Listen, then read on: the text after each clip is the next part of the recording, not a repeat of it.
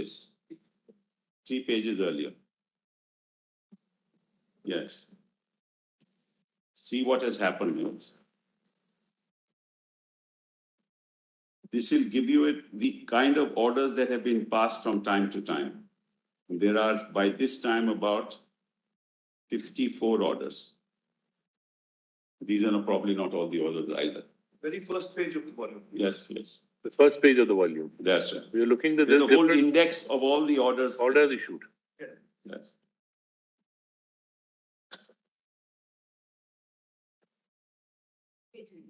Serial number 1 was superseded by serial number 5. To specify. Serial number 1 was superseded by serial number 5. To specify. Now read it with me. The order may be called the Constitution applicant to Jammu Kashmir Order 50. It should come into force for the purposes of subclause B1. The order may be clause 1 of Article 370 of the Constitution. It should come into the matters specified in the first schedule to this order.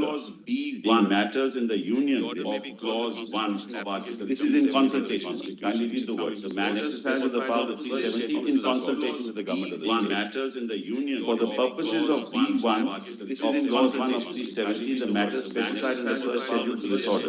Being matters in the Union which are hereby declared for the correspond to matters specified in the instrument governing the accession of the state of Jammu Kashmir, the Dominion of India as a matter with regard to which the Dominion legislature may make laws for the state, and accordingly the power of Parliament to make laws for that state shall be limited to matters specified, which your Lordship said is the limitation.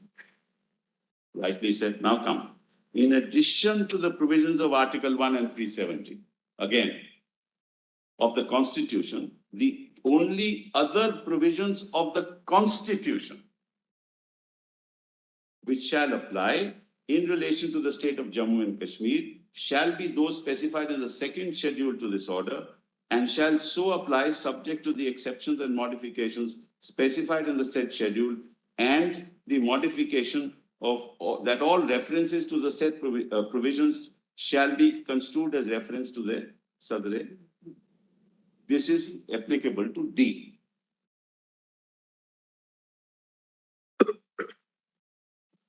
First schedule deals with entries and this deals with D because you're not to apply now the provisions of the Constitution of India. And they are all incorporated in the Constitution of India as applicable to Jammu and Kashmir. Order. So 356 also comes there, Part 3 comes there, Preamble comes there, Directive Principles of Policy come there, but that's all with concurrence. Therefore, it didn't come at this stage, that happened later.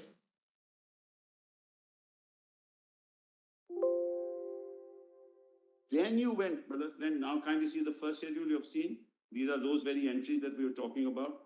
And kindly see the second schedule. It starts, at PDF 6, page 17. Just for my Lord. PDF 6, page 17. Kindly see. Exceptions. Article 72(1). Provisions of the Constitution applicable. So there was no doubt on this issue, Entirety of Part 5. In Part 5, 72(1)(c), 72(3), 133, 134. Those are exceptions. Last column is modification. So it's not just a question of application. It's a question of substantive understanding of what 370 is.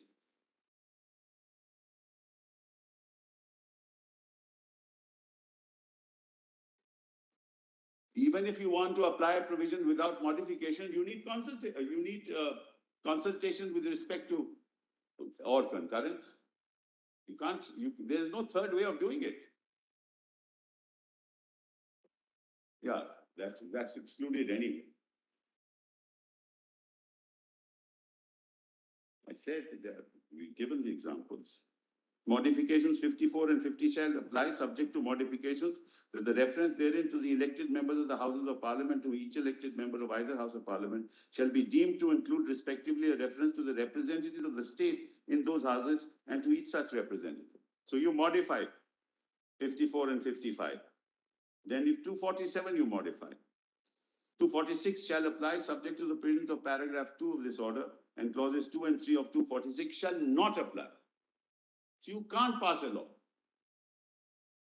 So what is the effect of clause 2 and 3 of article 246 not applying in relation to the state? Because the residuary power is with the state.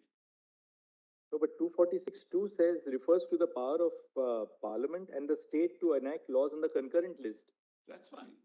No, but if 2 is not applicable, then neither the state nor the parliament can enact a law on the concurrent list. then. It will be because of 1B, Malaz.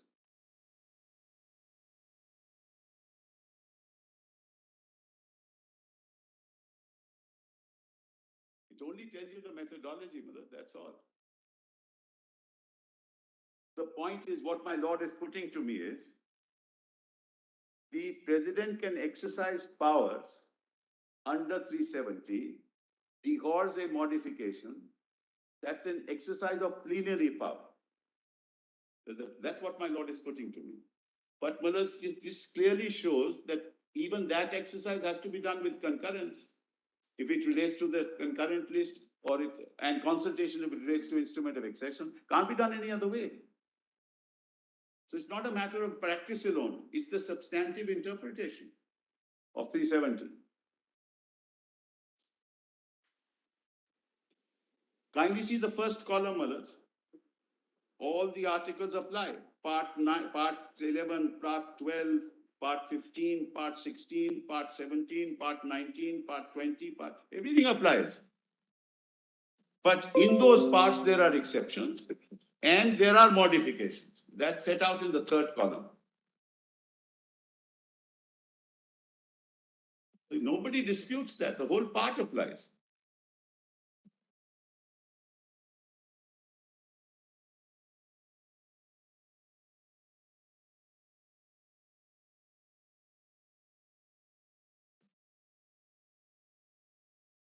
Clause 3 of the order seems to suggest that the only provisions of the Indian Constitution which would apply to the state of Jammu and Kashmir are those which are specified in the second schedule, and that too with the modifications which were made. Absolutely. That's our submission, Madam. And then this is superseded by the 1954 order. For example, Part 3 at this stage was not to apply now. It's not in the second schedule. Let's go to this now the 54 order. 54 order. Let's Yeah, do that. that's volume 3 again, page 13.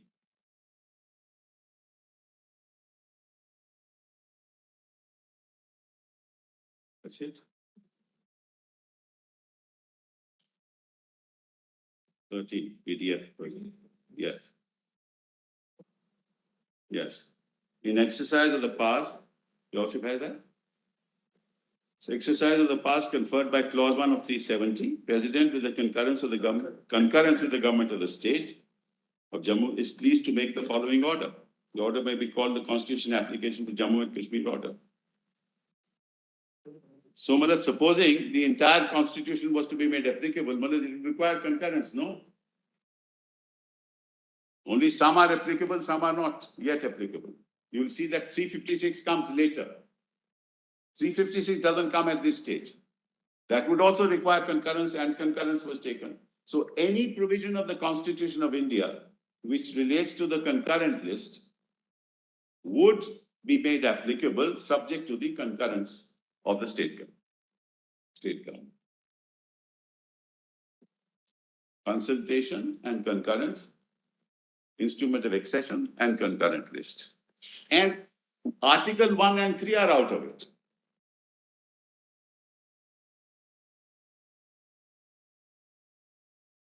So kindly see, Malaj.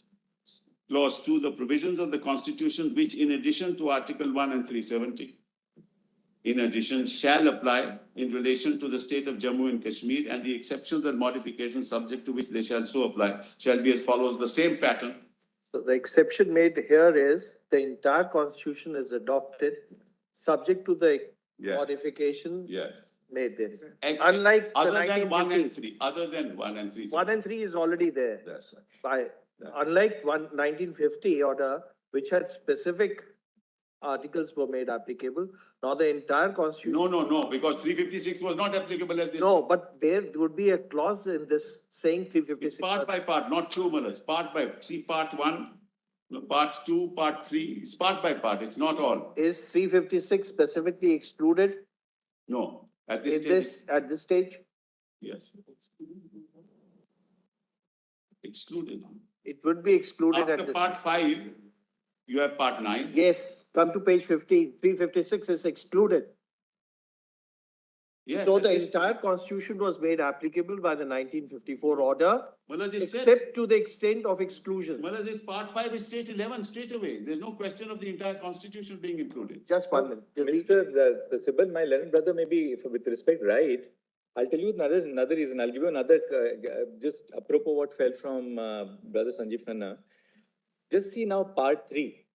First, we'll just see one small provision, clause 2 of the order of 1954. Correct. Yes, It says the provisions of the constitution, which yes. in addition to Article 1 and Article 370 shall apply in relation to the state of Jammu and Kashmir, and the exceptions and modifications shall be as follows. Now, one thing is very interesting. The word only which we found in the 1950 order has been deleted in the 1954 Right, order. Right, So only goes. yes. Now, let's go to part 3 for a moment, and just to test the hypothesis. We'll just go to parts, yes. Now, just see clause C in Yes, part clause- 3. Clause, yes, I Right? got it, Malaj. It says in clause 3 of Article 16, the reference to the state shall be construed as not including a reference to the state of Jammu and Kashmir. Correct, Now, if we see Article 16(3) of the Constitution, yes, it says nothing in this article shall prevent Parliament from making any law prescribing in regard to a class or classes of employment or appointment to an office under the government or any local authority within a state or any requirement as to residence within that state or union territory prior to such employment or appointment. right. Now, if the entirety of clause 16 were not to apply to Jammu and Kashmir, Yes. what was the reason for saying that only clause 16(3) will apply subject to these modifications? For the simple reason that Miller's other clauses in respect of clause 3 of the constitution came into the J&K constitution later. And I'll show that to your lordship. But is it your contention therefore The that entirety 16 of 16 that applies. 16(1) didn't apply to the Jammu and Kashmir? It did apply, it applied. The part which is mentioned. But how did it apply then? No, part 3 applies in full. When it says part, your lordship may see they have a serial number and then they have A, B, C below each of these parts. So when they mention the part applies in full. Now, in that part, A, B, C will tell you the exception or modification of the provisions of the constitution in that part. So when the part is indicated, the part applies in full. In the 1950 order, it was column. So in the second That's what I was schedule- saying. See, in the earlier, the manner of printing of the two notifications Yes, is slightly Yes, that's different. all, that's That's all. very good. In the first one, Has been there is a expressly column, approved. it is a article, Yes, then what is the exception sort of correct, carved correct. out? And the modifications, now it's. Modification exception carved out. So now In it's. this, the way it is printed as I see it, Yes. when they say part 3, it means part 3 applies, but. But these exceptions and modifications. Column of modifications which were there Yes, are specified underneath it. that's Exactly. exactly what it is, That's nothing, no difference. Other than what has been explicitly excluded. Yeah. The rest of the part 3 applies. That's correct, that's all that there is. That's all. Mr. Sibyl, Like I 16, think, 1 and 2 apply. Mr. Sibyl, just cut to page number, internal page number, the first page, page 10 of the Page notification. 10, okay, The provisions of the constitution. yes. This means the entire provisions of the constitution. Page 10, your lordships. PDF page 10? Yes, Yes. that's the notification, 14th May 1954, 2, clause 2. The Page provisions. 13, not 10. 13 of the. Or page 30, Yes, yes, 30. yes, page Yeah. 30, you're right. The provisions of the constitution, Yes, which in addition to Article 1 and 317, Article 317, Yes. because that's covered by yes, 3. yes. Now, the provisions of the constitution refers to the entire provisions of the constitution. Correct, correct. Yes, Shall apply in relation to the state of Jammu and Kashmir, full stop. yes. Which, Second- the lordship second- had left the word out, which. Yes, I'm aware of that.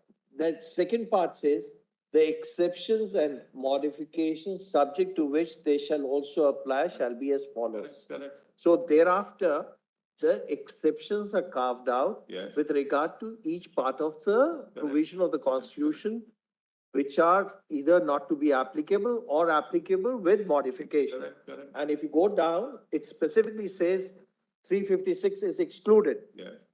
In case this was specific inclusion, they need not have specified 356 is excluded. Because by implication, 356, if not mentioned in the schedule, would have been excluded. With the greatest respect, when you say, kindly read it, just see. Kindly see part 18. The very fact that some articles have been Kindly see excluded, page 18, kindly see page 18. PDF page 18, yes, which is this. See part 18. 352, the following new clause shall be added. Above that, correct, part 18. correct. And therefore there are exceptions. We are then at item. But the part applies, but there are exceptions and modifications. Like part 18 applies, for example, part 18 applies, Yes. the modification is specified below that. Yeah.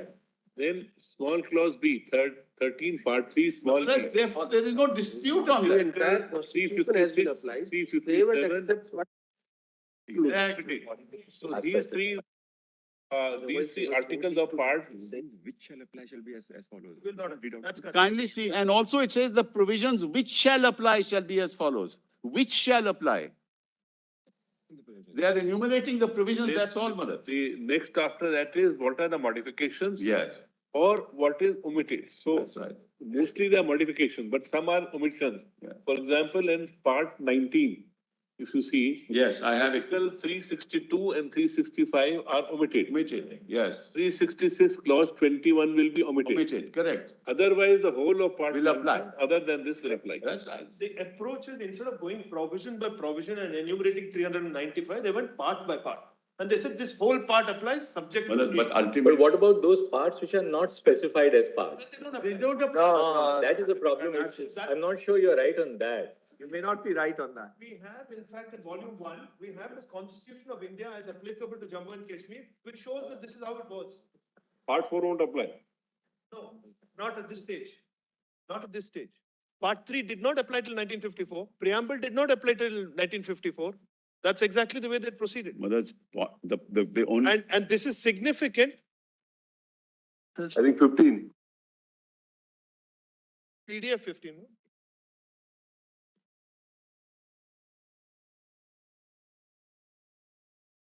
The part your lordships are referring to is?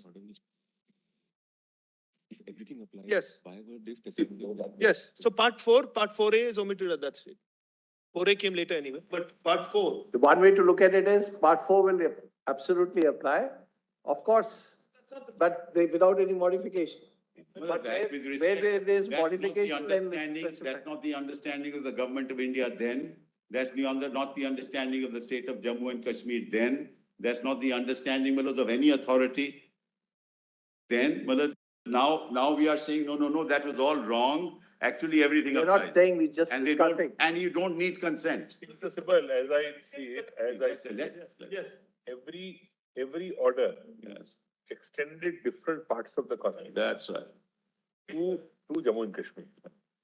Now, if a particular provision is a modification, it says so.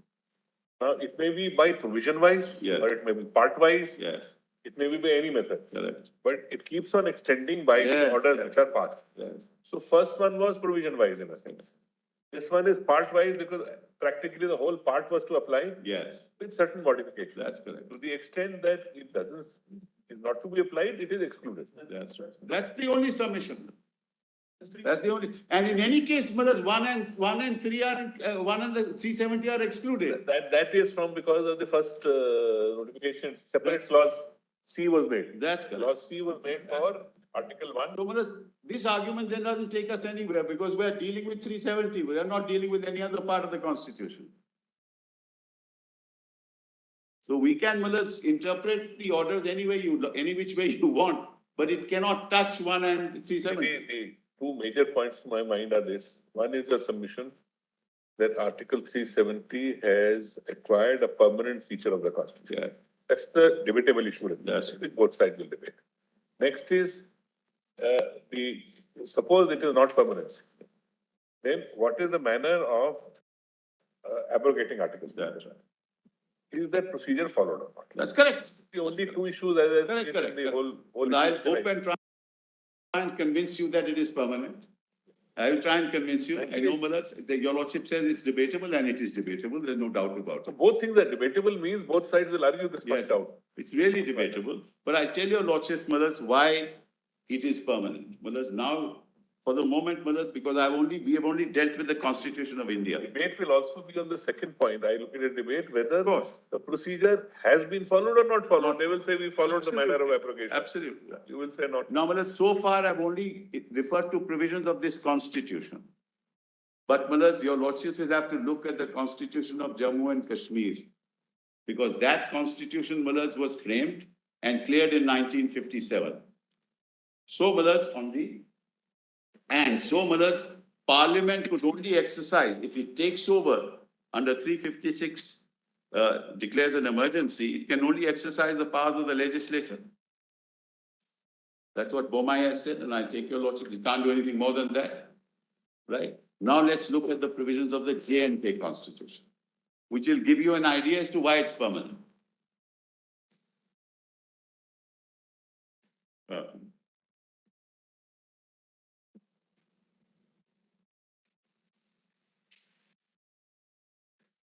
Yeah, but I'm sorry, my understanding is right. Before we go to that, let us kindly see the volume 1, PDF 132.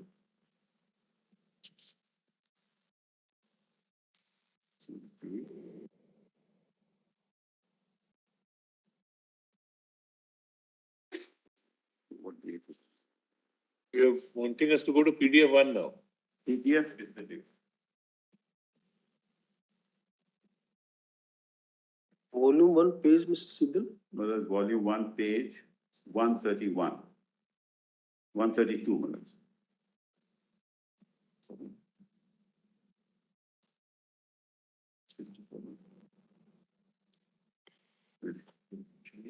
Now, Maharaj, kindly see, this is the Constitution of India as applicable to Jammu and Kashmir just before abrogation of 370.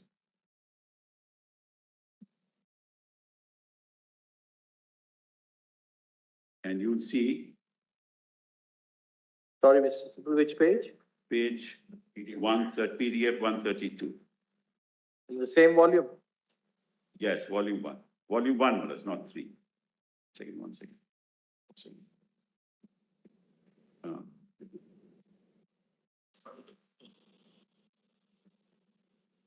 Now, Maharaj, your lordships will see the table of contents at page 43 first. Which page? You said 132, 43, which one? Sorry, 43 first. Maharaj, it's a table of contents are set out. It will take a little longer to get to it. Sorry, Maharaj, sorry about that. It's our fault, Malad. We are prompting you. Page 46 or 43, 40. But the contents, volume 1. Yeah. Looks somewhat like this. There's one The little Constitution improvement of which we have India. to make in our written submissions format. In fact, I'm just in the process of issuing a standard operating procedure for filing written submissions on all matters before CB, which is that the index should be hyperlinked. So that'll be much easier for all the Yes. lawyers and for us also. We go to the index and just click on the hyperlink there. 43 is what you're saying? Yes, index. 46 is the index. Yeah. Now, kindly see, Maharaj, Index just actually see- starts earlier. Index starts from page 43. Yes, 43. No, 43. Your lordship has that? Part 4 doesn't figure in it at all. Yes. And there's no order omitting it. This is which year? This is just before 370 was abrogated. It's taken from a book of 2016, but it's as it stood there. Now you see here, Maharaj, after part 6, you have part 11.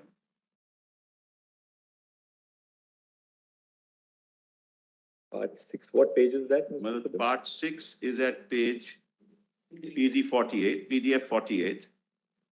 And the next is, yes. Part 11 is page 49. So nothing is excluded. No specific provision.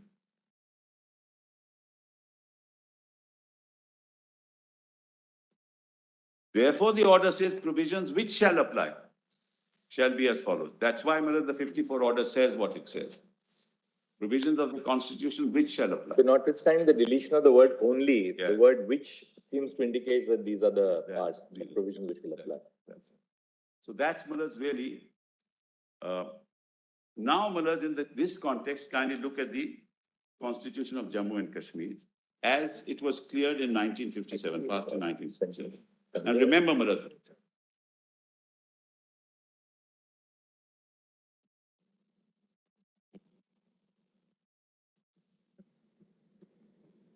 yes, right.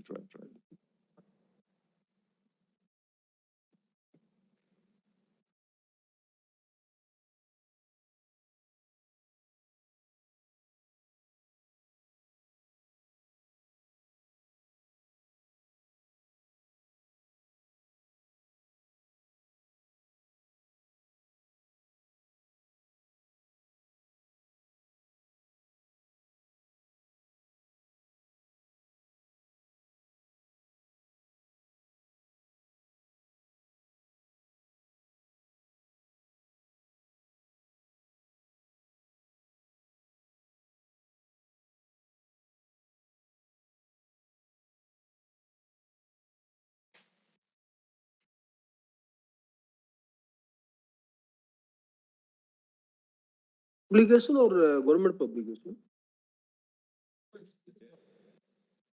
It's not a government publication, Muller's, but this is not, hopefully not in dispute, Muller's.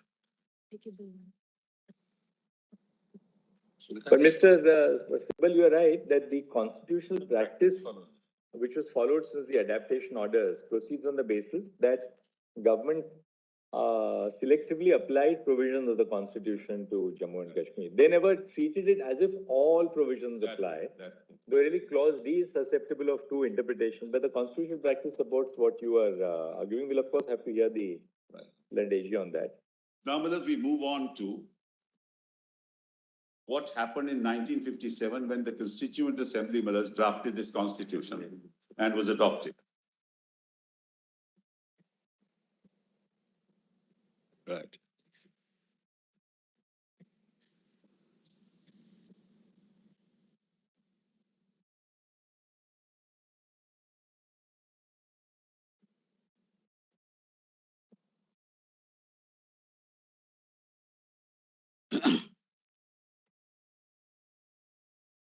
And Millers, remember the 1954 order came when the Constituent Assembly was there.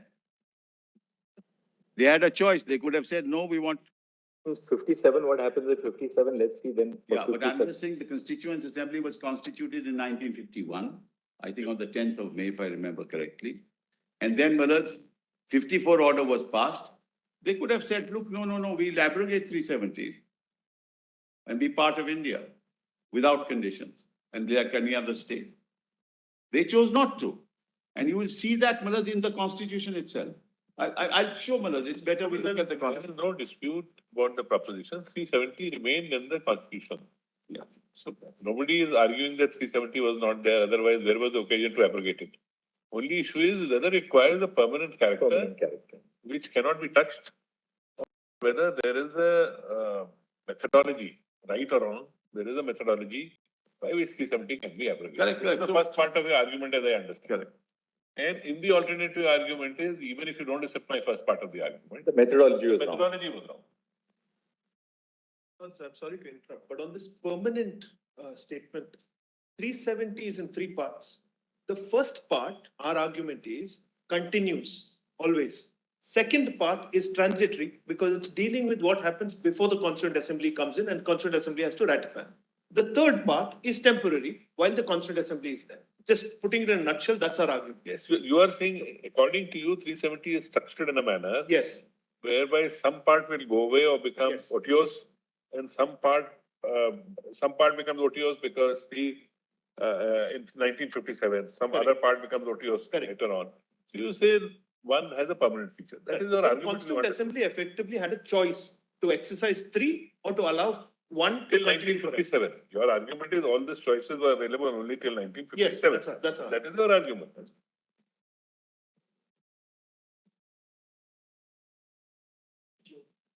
So much. No, let's not debate it. In fact, that's why the explanation to B contains an exhaustive definition of what is meant by the government of the state. Government of the state does not say includes the Maharaja.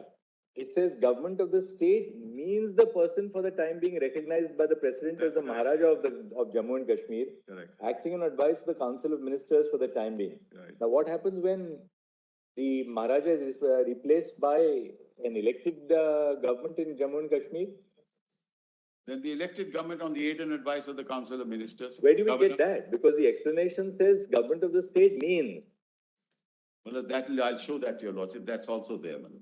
If it's part of the constitution, madam. I'll show that.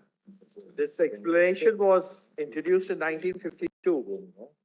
This ex- There's a difference of opinion here. Leave it. Let's, you can.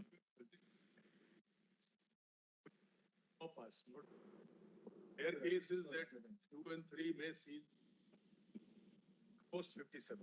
But the some of us whose argument is that no, the entity goes if we read clause 2 carefully. So this is that difference of opinion. So your submission.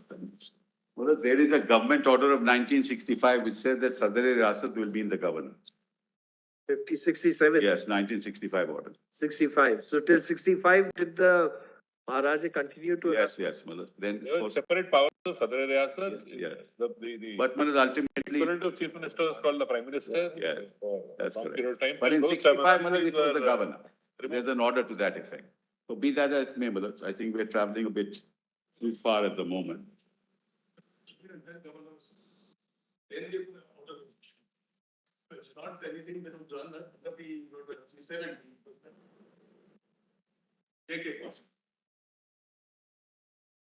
Now kindly see, madam, the preamble of the constitution, your lordships will find, volume 2, PDF page 16. Now we are looking at the J&K constitution. That the Constitution of India is applicable under J&K Constitution. J&K Constitution. So that is volume. Volume 2, PDF page 16. Yes. No room for J&K.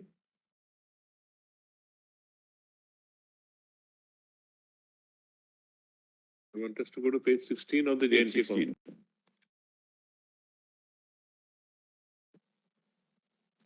Yes, the entire volume is that. Lordship has the preamble.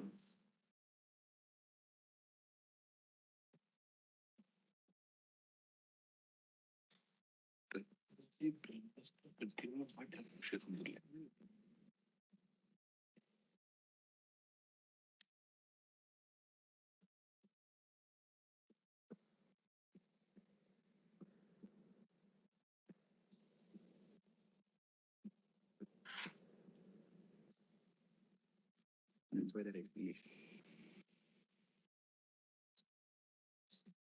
No,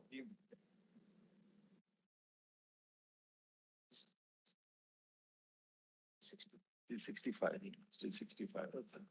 There was an order in 65.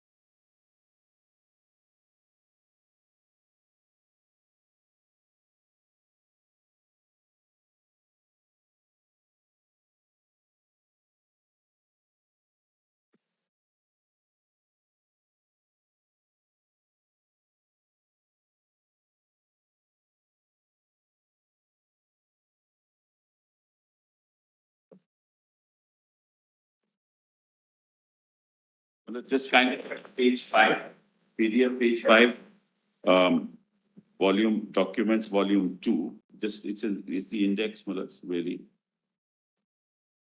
Right. Right. So you referring to preamble at page 16? Yes, but before that, Mullah, just so that you know, Mullah, what the Constitution was dealing with. Page 5 is part 3, you are saying. Page 5, You're wanting us to read page 5? contents, Mullah. Contents, the state, Yes. permanent residence, directive principle of that's what I'm state saying. policy. PDF 5. Yes. Just the contents, Mullah. Yes. You see now, part 1, part 2, part 3, part 4. And the directive principles of state policy now come in. Permanent residence come in. Then the state, permanent residence, directive principle of state policy, executive, governor, council of ministers, advocate general, contractor, government of business, composition. Just 1 minute, Mr.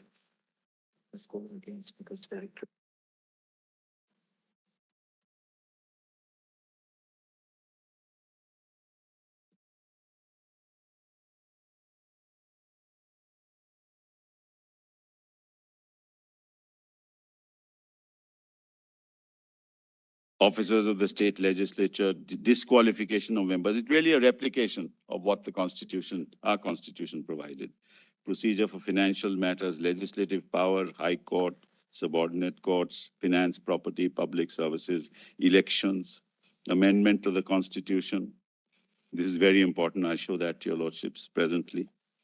And then the schedules, speaker, deputy speaker, and all that. Now kindly come with us to the preamble. PDF page 16. So we, the people of the state of Jammu and Kashmir, now the Constituent Assembly exercise its powers.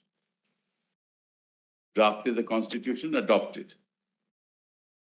We, the people of the state of Jammu and Kashmir, having solemnly resolved in pursuance of the accession of the state to India, which took place on the 26th day of October 1947, to further define, this is important, to further define the existing relationship of the state with the Union of India as an integral part thereof. That's Article 1. And to secure to ourselves justice, social, economic, political, liberty of thought, expression, belief, faith, and worship, equality of status and of opportunity, and to promote among us all, fraternity, assuring the dignity of the individual and the unity of the nation. In our Constituent Assembly, this 17th day of November, 1956, do hereby adopt, enact, and give to ourselves this Constitution. Now kindly see the definition clause.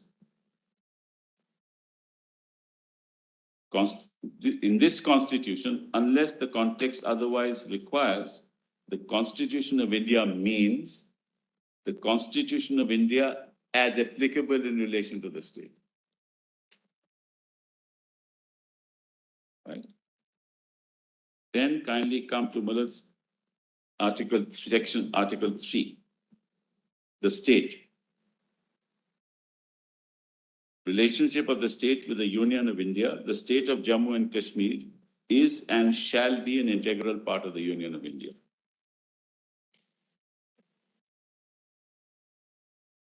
And Muller's subclause 3 says, just above that, any reference in this constitution to the Sadr-e Riyasat shall, unless the context otherwise required, be construed as reference to the government. This is 1960, which my lord was asking that question. So, Maharaj, it shall be an integral part of India. And then 5, Article 5, the executive and legislative power of the state extends to all matters except those with respect to which Parliament has power to make laws for the state under the provisions of the Constitution of India. Then, Maharaj, the issue of permanent residence is dealt with. We're not concerned with that so much. And then you come to 35. Page 28, PDF 28.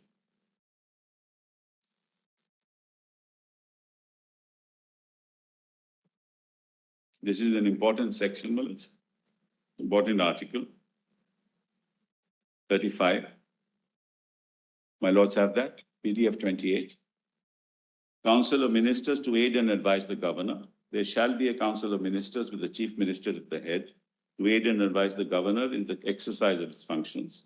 All functions of the governor, except those under sections 36, 38, and 92, shall be exercised by him only on the advice of the council of ministers. So other than 36, 38, and 92, Malaj, he will act on the aid and advice of the council of ministers. Now kindly come to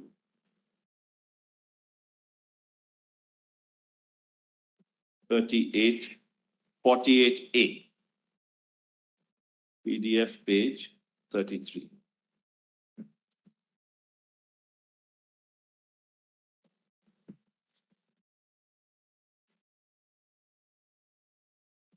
This was inserted, Malaj, in 1975. Notwithstanding,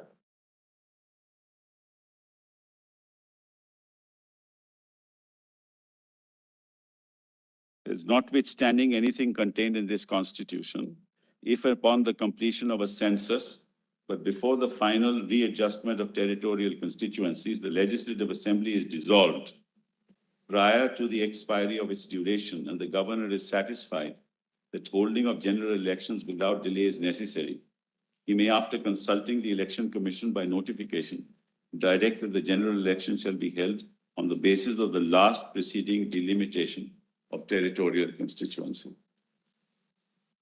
Then, let's page, Article 53, page 37, PDF 37.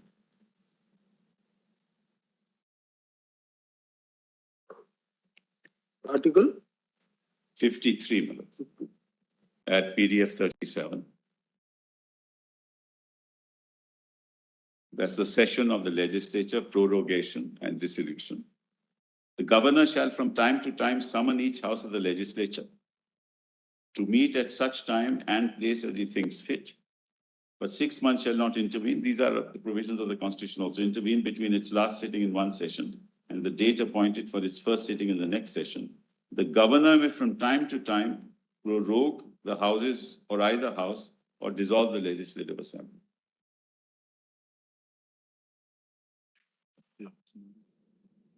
This he can only do it on the aid and advice of the Council of Ministers. It's not an exception because the exceptions are 36, 38, and 92. This is important because it really, the issue will arise because Malaj, there was no Council of Ministers when he did this, which is on the 21st of November, 2019. 2018.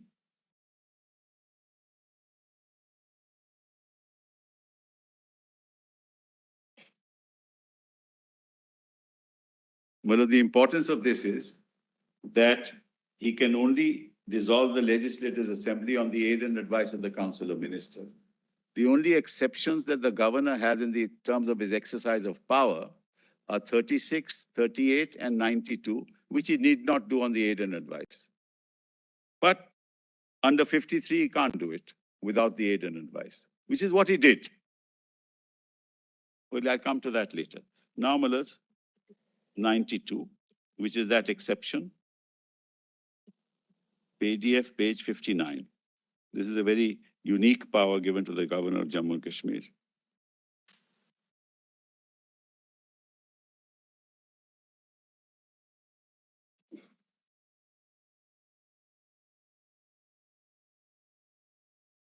Yes.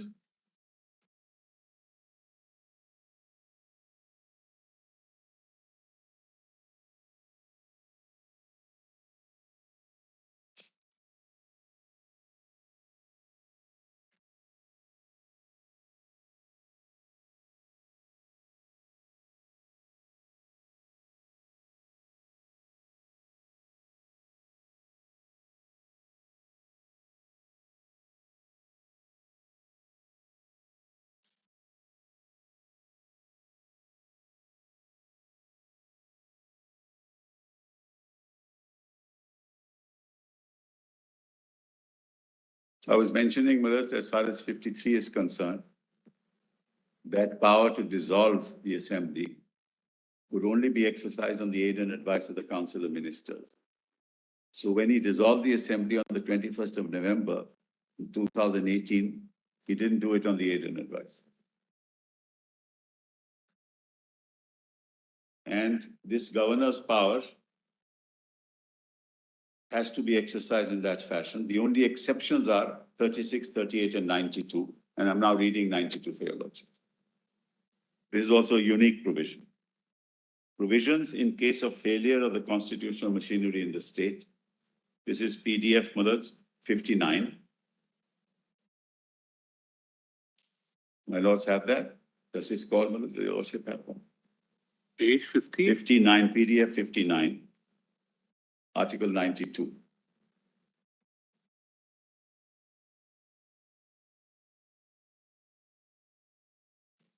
My lord have it. Breakdown of. Yes, Yes. Now, provisions in case of failure of the constitutional machinery, if at any time the governor is satisfied that a situation has arisen in which the government of the state cannot be carried on in accordance with the provisions of this constitution, the governor may by proclamation, Millards, assume to himself all or any of the functions of the government of the state and all or any of the powers vested in or exercisable by any body or authority of the state, make such incidental and consequential provisions as appear to the governor to be necessary or desirable for giving effect to the objects of the proclamation, including provisions for suspending in whole or in part the operation of any provision of this constitution relating to anybody, provided that nothing in this section shall authorize the governor to assume to himself any of the powers vested in or exercisable by the High Court. We are not concerned with that. But Millards, this he can exercise without the Council of Ministers, unlike in the Constitution of India. Why? Because Jammu and Kashmir has a unique status in the context of its relationship to the government of India.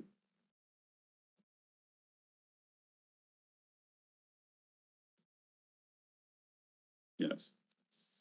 Huh? And Millards, clause 3 of this is important, that any such proclamation, whether varied under subsection 2 or not, shall, except where it is a proclamation revoking a previous proclamation, cease to operate on the expiration of 6 months from the date on which it was first issued. So, Millards, the proclamation was issued on November 21st, 2018, on 20th of June. It was to expire in 6 months' time, on 19th December. And Millards, on November 21st, he dissolved the assembly. And without reference to the Council of Ministers.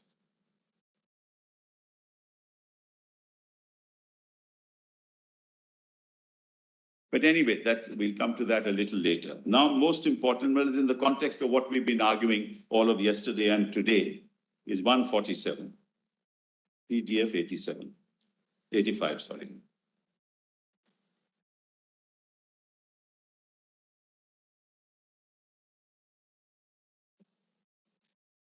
Oh, sorry. Amendment to the Constitution. Yes. Millards, an amendment of this Constitution shall be initiated only by the introduction of a bill for the purpose in the Legislative Assembly. And when the bill is passed in each house by a majority of not less than 2/3 of the total membership of that house, it shall be presented to the governor for his assent. And upon such assent being given to the bill, the Constitution shall stand amended in accordance with the terms of the bill. Provided that a bill providing for the abolition of the Legislative Council may be introduced in the Legislative Council and passed by it by a majority of the total membership of the Assembly and by a majority of not less than 2/3 of the members of the Assembly present and voting. Provided further that no bill or amendment, now this is important, provided further that no bill or amendment seeking to make any change in this section or the provisions of sections 3 and 5 or the provisions of the Constitution of India as applicable in relation to the state shall be introduced or moved in either house of the legislature. So You cannot amend.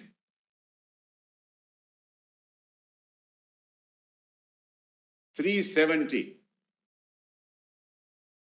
as it is made applicable to the constitutional order made applicable to the state of Jammu and Kashmir.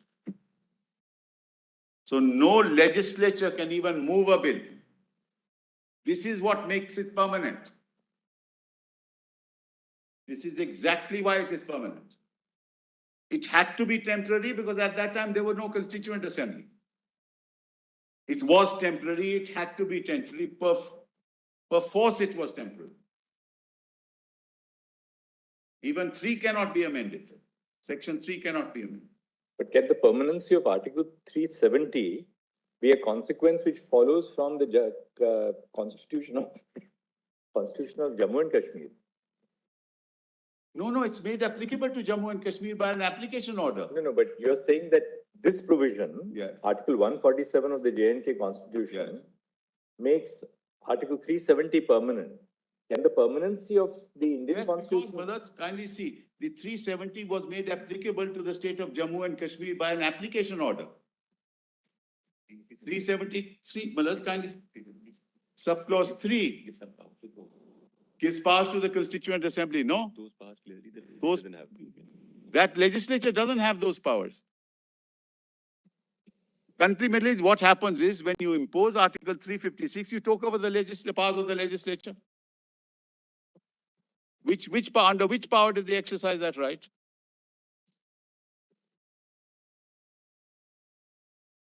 Not of the legislative assembly. Yes, exactly. That's what I'm saying, brother. Mr. Sibal, how But then can how we, is proviso C will applicable? Yeah. how can, you are saying Article 147 gives the permanency to Article 370? Because the Constituent Assembly, I'm sorry, I shouldn't interrupt you, Lord. Now, can the Constitution of J&K give a permanency to Article 370 of the Constitution of India? Exactly. But that's all we are saying is that the Legislative Assembly does not have the power under 370 subclause 3. That's all that I'm saying, nothing more than that. What you're saying is Legislative Assembly cannot exercise the power under the proviso to clause Yes, C, yes, clause 3 yes. of So Article what, 370. then That's what, not- that's why they did, they converted the Legislative Assembly into the Constituent Assembly. That's what they did, Malaj. This is what is shocking. The lighter side, the Parliament did it. I'm sorry? On the lighter side, the Parliament did it. Yes. So Parliament converted itself into the Constituent Assembly of the state. I mean, it's unheard of. Yes, no means, but we'll show it. We'll show it. We'll demonstrate that. At the moment, all I'm saying is, Malas, you cannot exercise, the legislature cannot exercise powers to amend 373. Yes, even some other body takes over those powers, that only powers can be exercised, is the powers of the legislature, nothing more than that. That's the whole scheme of 356 is if you take Whether over. the Parliament can do it or not. Yeah, well, Parliament exercises the powers of the legislature under 356. It can't exercise any other power. And that's the scheme of 356, which I'll come to later. That's Bomai, mothers, now that's settled. You can't arrogate to yourself a power that the legislature doesn't have.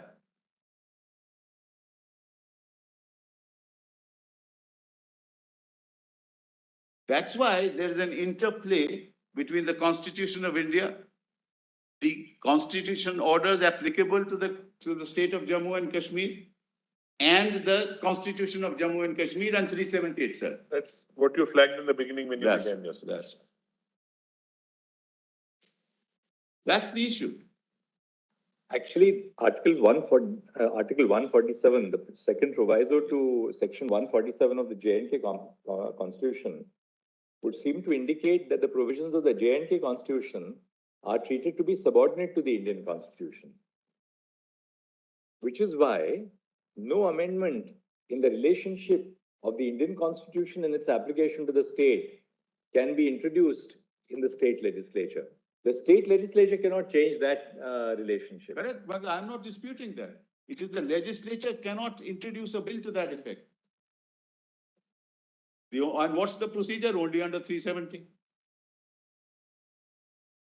It's only under 370, Manoj.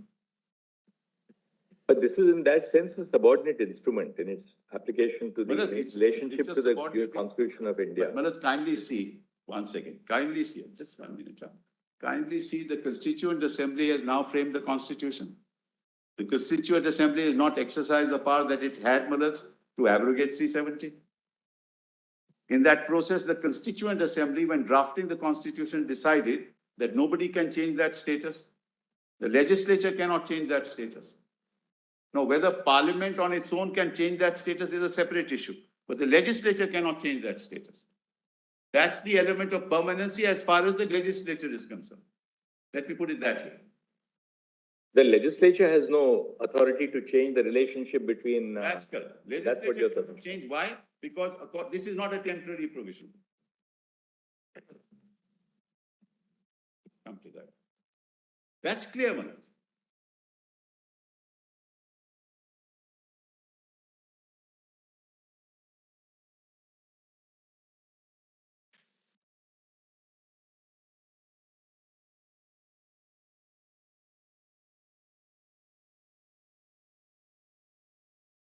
Section 3. Section this Constitution, Jammu and Kashmir. Same thing. Section 3.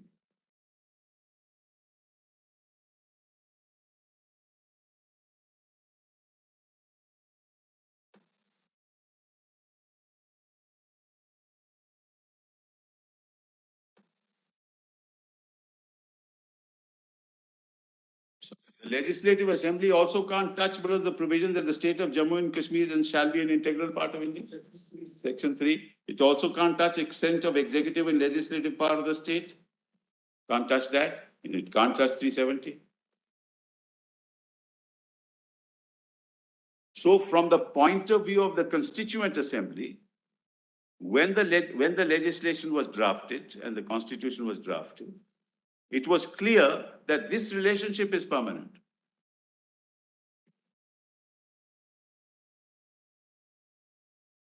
Just one question, the proviso to Article 147 of the J&K Constitution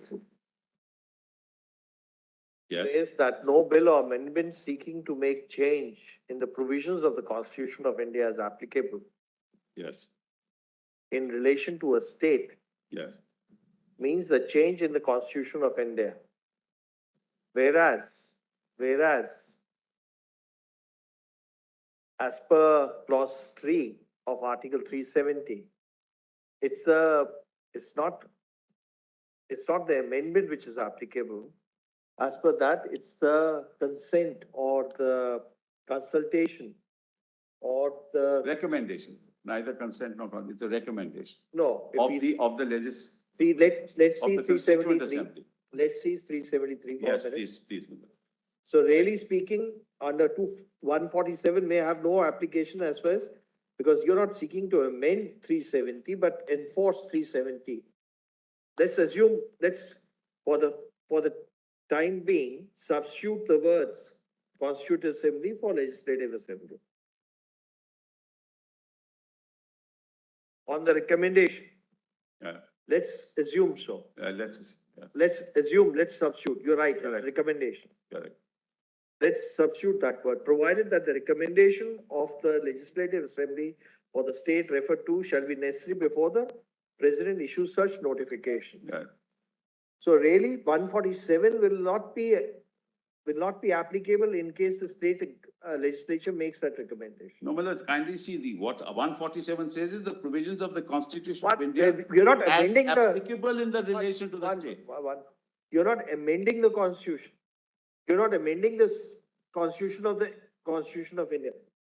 Let's, for the time being, let's read as it is, because what is barred under the proviso to 147 is amendment seeking to make a change in the provisions of the Constitution of India. As applicable in relation to the. As in applicable in relation to the Which is state. why 370 is incorporated, Malad, in the Constitution of Jammu and Kashmir. As it stood then, that's the application order. So We're not talking about the Constitution of India here. Sibyl, doesn't it, I'm just thinking aloud, Yes. does it not mean that the proviso, the implication is that once the provisions of the Constitution of India are made applicable by different orders, Yes. you through an amendment cannot That's all deactivate that it. we are saying. Nothing more. Can deactivate a provision which has already been applied to the Yes, Constitution that's all that we are saying. of, Nothing more than that. We're not amending the Constitution of India. We're amending the constitutional order applicable to the state of Jammu and Kashmir, which makes 370 applicable. And it can't even be moved in the House.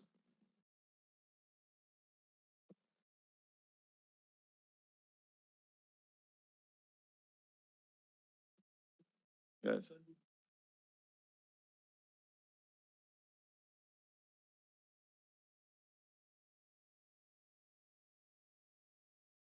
And if it can't be moved in the, it can't even move the bill. It can't be moved in Parliament. as I see it, it's that you can't go back. Suppose after consultation, the CO has been issued, order has been issued, notification has been issued, certain provisions of the Constitution have been made applicable. Yes. Then it's not that a rethink can arise 10 years later and you That's start all, that's all. and say that, look, okay, we don't want to make some of the Constitution provisions Absolutely. already made applicable, Correct. not applicable. So my argument is that the Constituent Assembly has exercised its choice.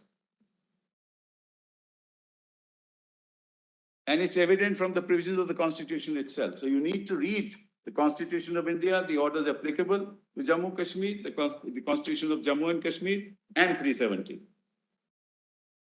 So under what provision of law under the Constitution of India can you change that? When you are doing it under 370, 356.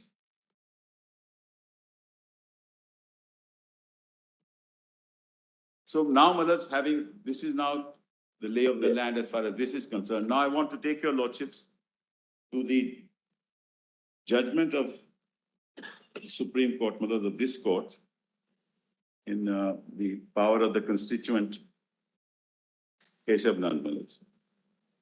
In volume. This is it? T. No, I don't. When that comes up. Let me have this constitution. Suppose is the factual lay, whatever you had to say is over? No, Maharaj, I'll go back because we are on the point of the Constituent Assembly and the Legislative Assembly. So Maharaj, that has to be clarified. Maharaj, you can't, a Legislative Assembly cannot be converted into a Constituent Assembly. My basic argument is that. Under Yes. what power can you convert a Legislative Assembly into a Constituent Assembly? Which is that power? As a matter of fact, Praja Sabha was turned into a constituent assembly, 1951. Well, there was a direct election, I believe, Maharaj, at that point in time. Rajya Sabha was not all directly elected. But I'll check that out, but I don't want to make a statement and I'm sure of it.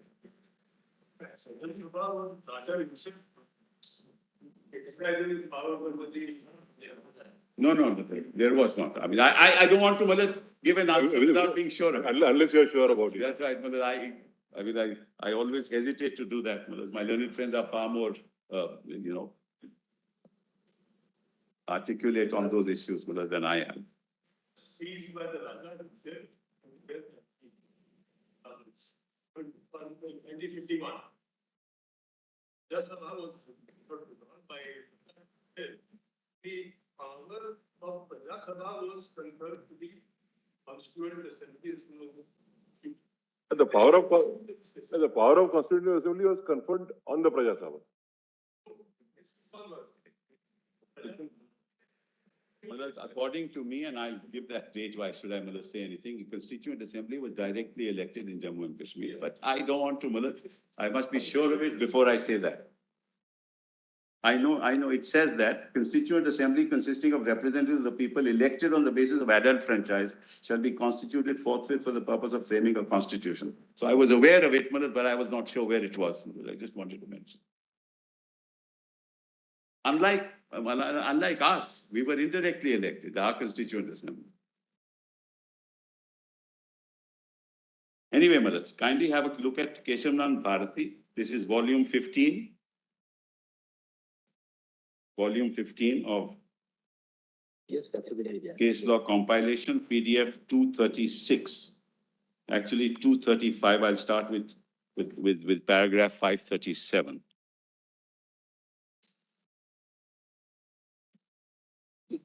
Volume 15, my lords. Volume 15, paragraph 537.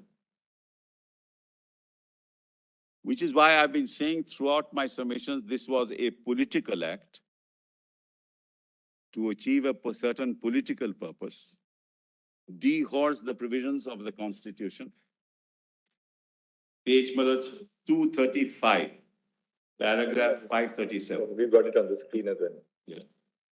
Sorry, Mr. Sibyl, sorry. I just wanted to answer my Lord Justice Gavai's question. I just sought to be unmuted. My Lord, there was a proclamation by Yuvraj Karan Singh for constituting the Constituent Assembly on 20th April 51. It was elected by adult suffrage. This was convened on the 31st of October 1951, its first sitting, and my Lord, it concluded its work on the 17th November 56, when it decided to adopt the Constitution on the 26th of January 57. That's correct. It's page, para 537 of PDF 235. Whose judgment is this? This is Malad's Justice Sheraton Grover.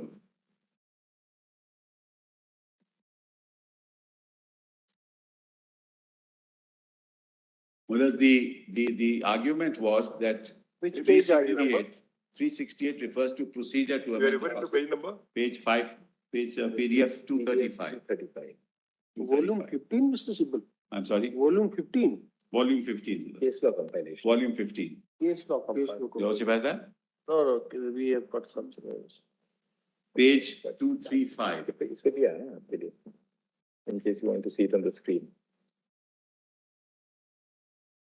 Great. We've got it on the screen. 537, 538, Malaz. I just read 37. The argument was, Malaz, that when the Constitution in 368 talks of amendment to the Constitution, it's a procedural argument. Where does the constituent power lie? That was the argument, and that in that context, the issue of what is a constituent assembly, Yes. that is discussed, Malaz. It's in that context because we're dealing with that issue. 537, if I may read. It is pointed out on behalf of my lords, all my lords have Yes. it.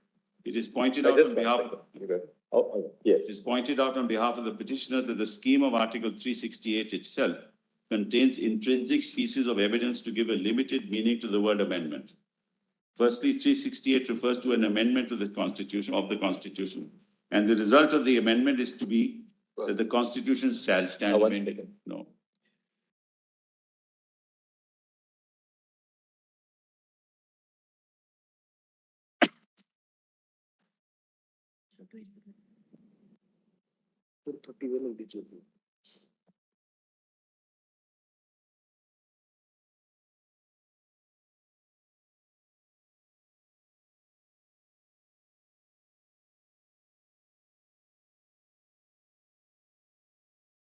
Yes, 235.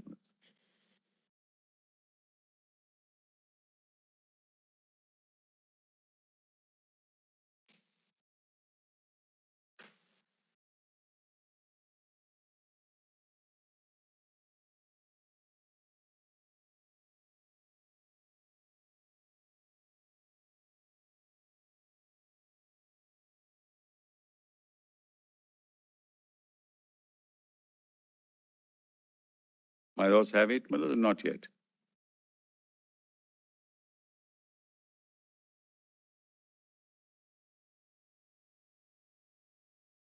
No problem.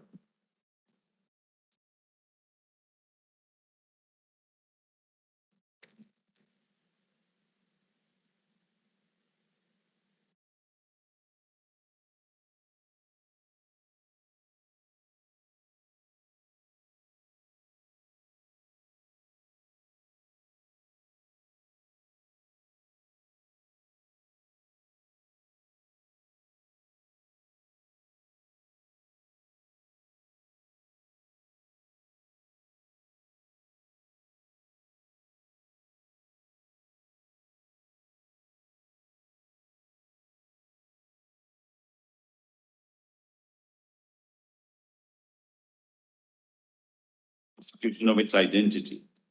The amending power is conferred on the two houses of parliament, whose identity is clearly established by the provisions of the constitution. It must be the parliament of the sovereign democratic republic. It is not any parliament which has the amending power, but only that parliament which has been created by the constitution. In other words, it must continue to be the parliament of a sovereign and democratic republic. The institution of states must continue to exist in order that they may continue to be associated with the amending power in the cases falling under the proviso. If the respondents are right, the proviso can be completely deleted, since Article 368 can be amended. This would be wholly contrary to the scheme of Article 368 itself. Scheme of 68, because two agencies are provided for amending the provisions covered by the proviso. One agency cannot destroy the other by the very exercise of the amending power. The effect of limitless amending power in relation to amendment of Article 368 cannot be conducive to the survival of the Constitution because the amending power can itself be taken away and the Constitution can be made literally unamendable by virtually unamendable by providing for an impossible majority. While examining the above contentions, it is necessary to consider the claim of the respondents that the amending power under 368 has the full constituent power. It has been suggested that on every occasion the procedure is followed as laid down in Article 368 by the two houses of parliament and the assent of the president is given, there is the reproduction of the functions of a constituent assembly. Just mark.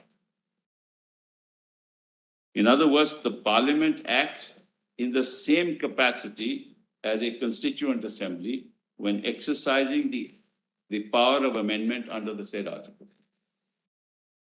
This is fundamental to the entire argument that I made.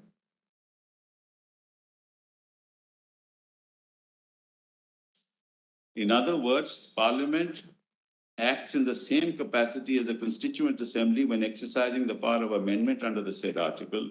This argument does not take stock of the admission made on behalf of the respondents that the entire Constitution cannot be repealed or abrogated by the amending power. Indisputably, a constituent assembly specially convened for the purpose would have the power to completely revise, repeal, or abrogate the Constitution.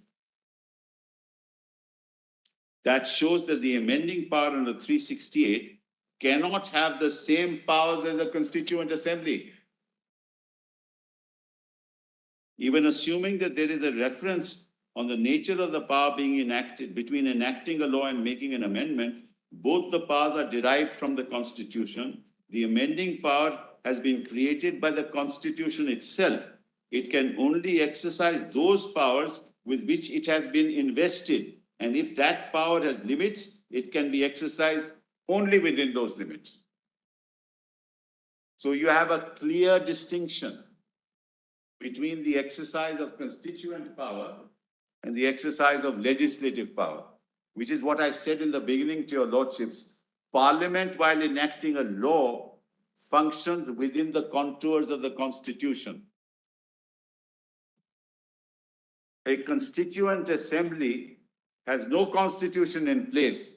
It has every right to do what it likes till such time as the Constitution is framed. So at no point in time in law can a legislative assembly be converted into a constituent assembly as a matter of law.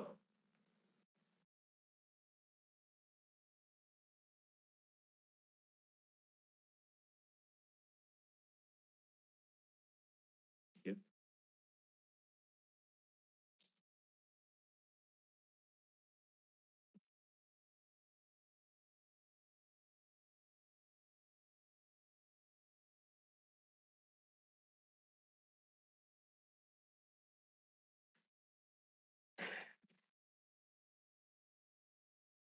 Luckily, we had no Maharaja exercising his powers with us. We had Parliament doing that.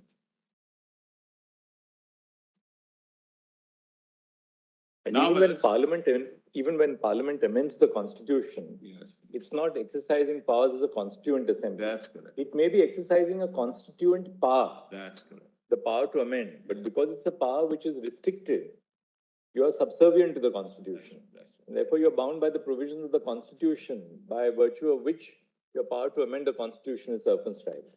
That's what I'd said at the outset, Malas. That has been my submission throughout. Now, the next paragraph, Malas, is paragraph 620. This is at PDF page 273.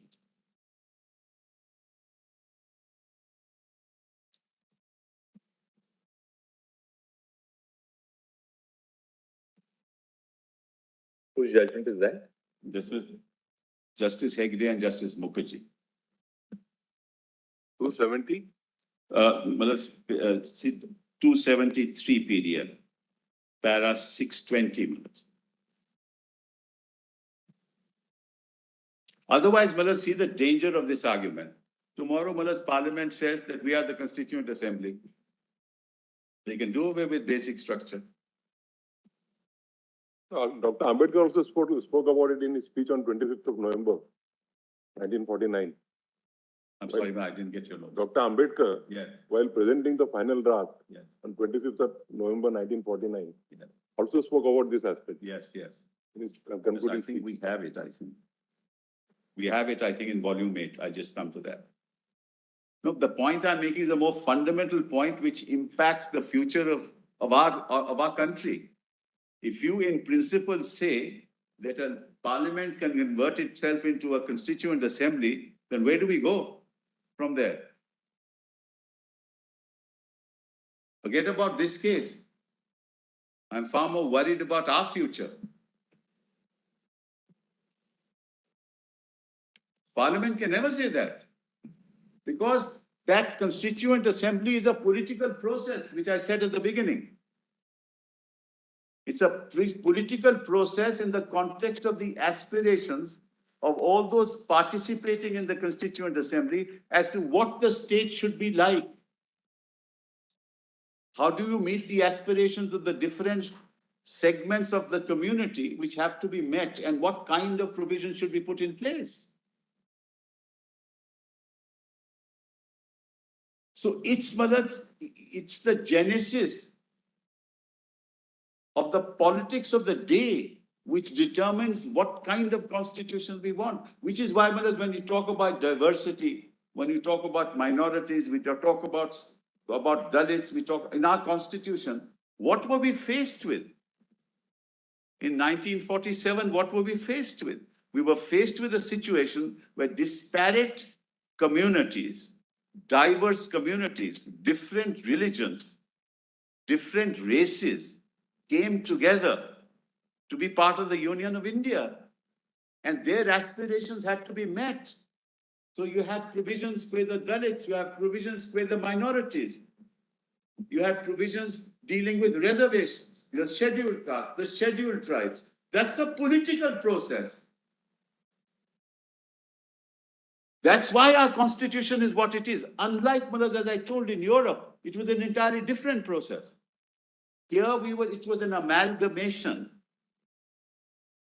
of colors to be united as one, which is the Tiranga. That's what it is. You can't convert a legislative assembly into that process. But equally, Mr. Sibal, to completely divorce the power of amendment from the political process inherent in the amending power Yes, of course. would not be appropriate, because there's no strict dichotomy in that sense between the exercise of the constituent power itself being traceable to the political process and the power of a constituent assembly being entirely political in its nature. The constituent power itself of parliament to amend the constitution is a political power. I agree entirely. Absolutely right. We're not saying you can't amend. Because it's not our case. You can. But when parliament amends according to you, it is not exercising the powers of a constituent assembly. That's all that I'm saying. That's all that I'm saying. It's not converting itself. And then it has to function within the Constitution of India. I'll come to that later. We're at a stage, Malad, where a CO is issued. The constituent assembly is untrammeled. That's right. It's as if it is working on a clean slate. That's correct. Absolutely. Absolutely, Malad. And it said, the judgment says so, Maharaj. That is not bound by anything. Bound by the representatives of the Constituent Assembly who have common aspirations to draft a constitution for the future of the people of the country. Which is why diversity, protection are fundamental to our constitution. For this reason, this very reason. So you want to take away that, that's very dangerous.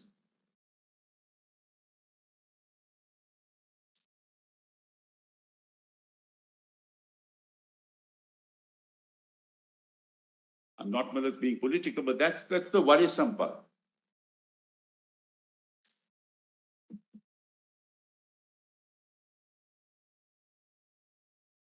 I reach 6:20 Maharaj. 20. Now, coming back to Article 368, it may be noted that it has three components. Firstly, it deals with the amendment of the Constitution. Secondly, it designates the body or bodies which can amend the Constitution. And lastly, it prescribes the form and the manner in which the amendment of the Constitution can be effected. The article does not expressly confer power to amend. The power is necessarily implied in the article. The article makes it clear that the amendment of the Constitution can only be made by Parliament, but in cases falling under the proviso, ratification by legislatures of not less than one half of the states is also necessary. Normally, if you read the proviso, if you don't have the ratification, there'll be no amendment. You can't wish away the proviso. That article stipulates various things. To start with, the amendment of the Constitution must be initiated only by the introduction of a bill for that purpose in either House of Parliament. It must then be passed in each House by a majority of the total membership of that House and by a majority of not less than 2/3 of the members of that House present and voting. And if the amendment seeks to make any change in the provisions mentioned in the proviso, it must be ratified by not less than one half of the state legislatures. Thereafter, it should be presented to the President for his assent. It further says that upon such assent being given to the bill, the Constitution shall stand amended in accordance with the terms of the bill.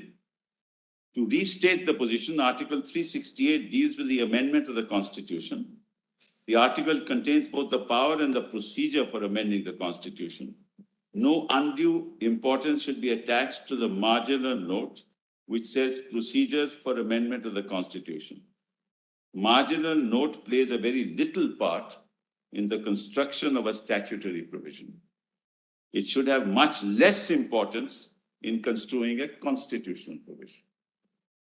So, Maharaj, when your lordships talk about temporary, Maharaj, really you have to look at the Constitution.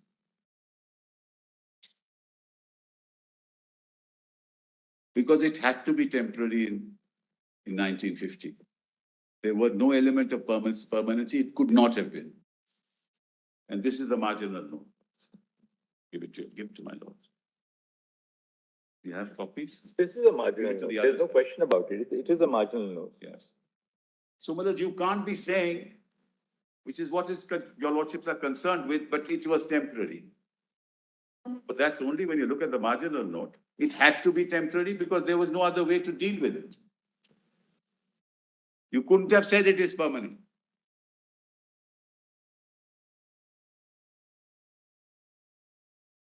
There's no doubt still about the fact that this forms a part of Part 21 of the Constitution, which still deals with temporary and But those special are provisions.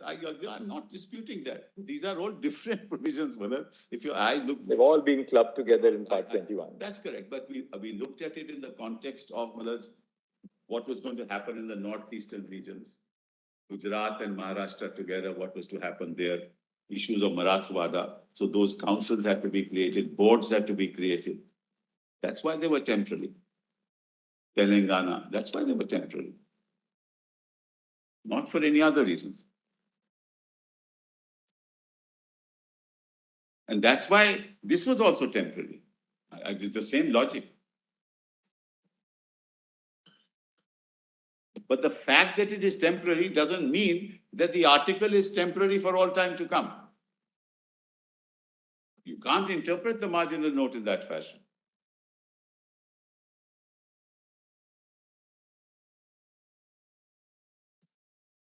So the language of 368 to our mind is, I'm sorry. 317, did it actually do, did you? Yeah, actually, they put kya on it?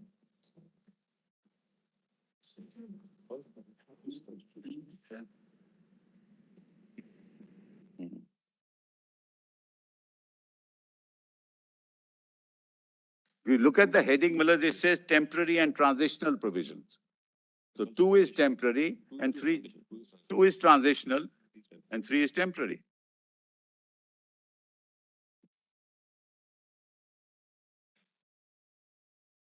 It's 368 power, right? In this case, no, 356 power. No, it's 356 because they converted. What happened? Well, let me just, in one sentence. They say, in one sentence, I'll tell you what they did. They converted the Legislative Assembly into the Constituent Assembly. Right? Right, dissolved. They converted it into a Constituent Assembly. Then they said that now Parliament, because of 356, Parliament is exercising that power. So the Parliament is the legislature. And because it's a Constituent Assembly, Parliament of India is the Constituent Assembly, and therefore we can do what we do. That's in one sentence what they did. And they recommended to themselves. So instead of clapping by 2 hands, they clapped by 1 hand. Because they exercise the power of the legislature themselves.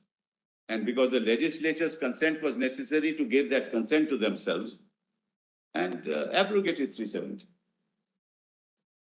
Unique, constitutionally a unique, unheard of.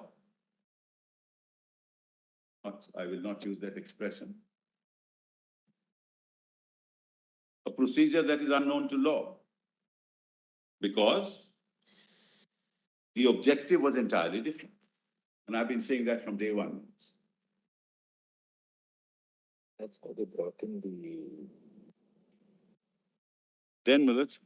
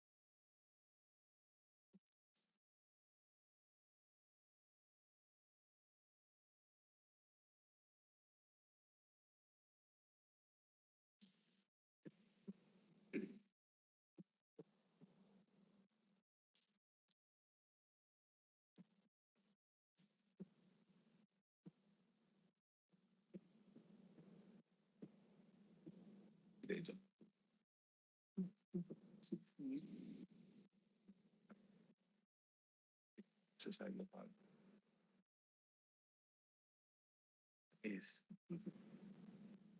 Seven is a different issue. It's on the definition. I don't feel so. Discuss that.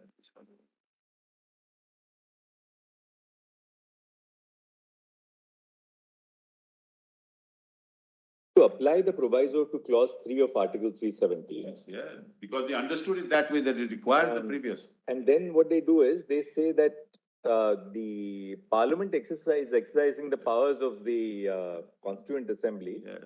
by virtue of the fact that the Legislative Assembly has been dissolved. Yeah. assuming that the Legislative Assembly was not dissolved, that could have exercised the power of the Constituent Assembly. That's right, Now that it has been dissolved, yes. under 356, Parliament has the power to make laws with all aspects of whether it's Correct. list 1, list 2, or list 3. And then they exercise the power under the proviso. That's right. That's right. So, Malad, actually, they understood 370 sub-article 3 in the manner in which I am, Malad, stating before your lordship. It is their understanding right till the end. They don't understand. Which is why I want you to bring it at this stage, Malad, so that now your lordship knows, Malad, the larger picture, so to say. So we are going into interpretation of 370 sub-article 3, which they themselves accept, that the proviso applies.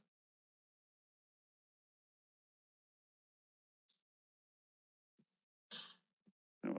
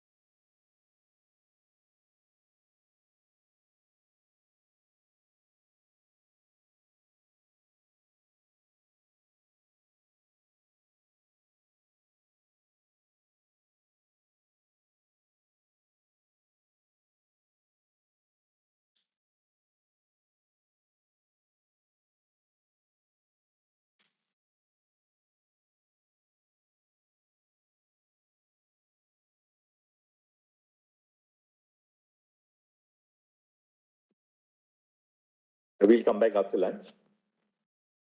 Mr. Sibal, if you can just, in a very brief while, take us through the process which was followed. We can go straight to that. Now we've understood anything more in Keshavananda apart from these four judgments? All right, we'll see that and then so that we come to the end of then reading Keshavananda. But yeah, 25th November. If your lordship sees the facts, I think it'll help. No, Where he said we enter a life of contradictions. That's how he, That's last- right. the last- It's about his amending powers also. in That's that. right, he covers it. He covers it. Because criticized on both the sides. That's right. It's too liberal and too rigid. Obliged. Deeply obliged.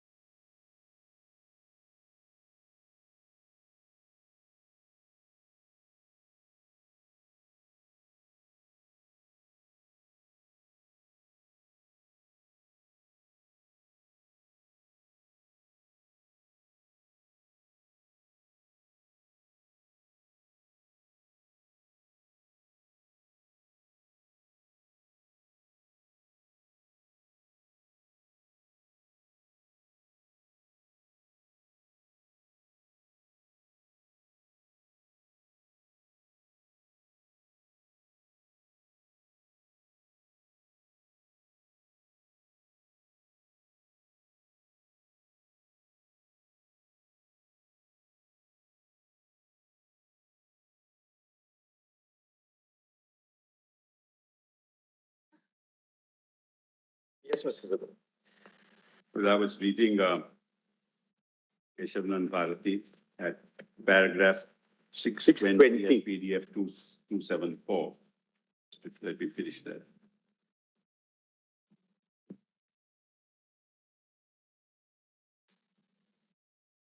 So they talk of the marginal note as I was reading. And that's the language of 368 to our mind is plain and unambiguous, that paragraph. The bottom of 620 minutes. Marginal note plays a very little part in the construction of a statutory provision. It should have much less importance in construing a constitutional provision. The language of 368 to our mind is plain and unambiguous. Hence, we need not call into aid any of the rules of construction about which there was a great deal of debate at the hearing. That the power to amend under the article, as it originally stood, was only implied. The marginal note rightly referred to the procedure of amendment. Reference to the procedure in the marginal note does not negative the existence of the power implied in the article. Then they go on to say whether you can amend every part of the Constitution. We're not concerned with that. That's the basic structure theory, so we're not concerned. Now kindly come to paragraph 1117. That's at PDF 424. 424. This is the judgment of Justice Jagan Mohan Reddy.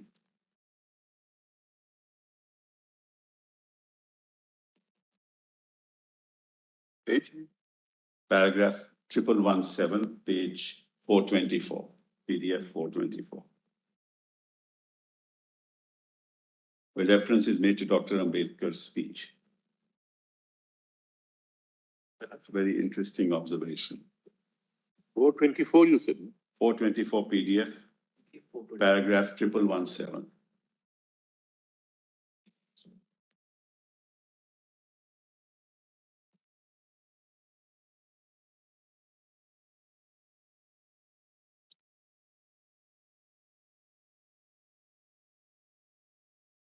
The question arose in the context that when the Constituent Assembly is sitting, we're passing this and clearing this constitution by majority vote.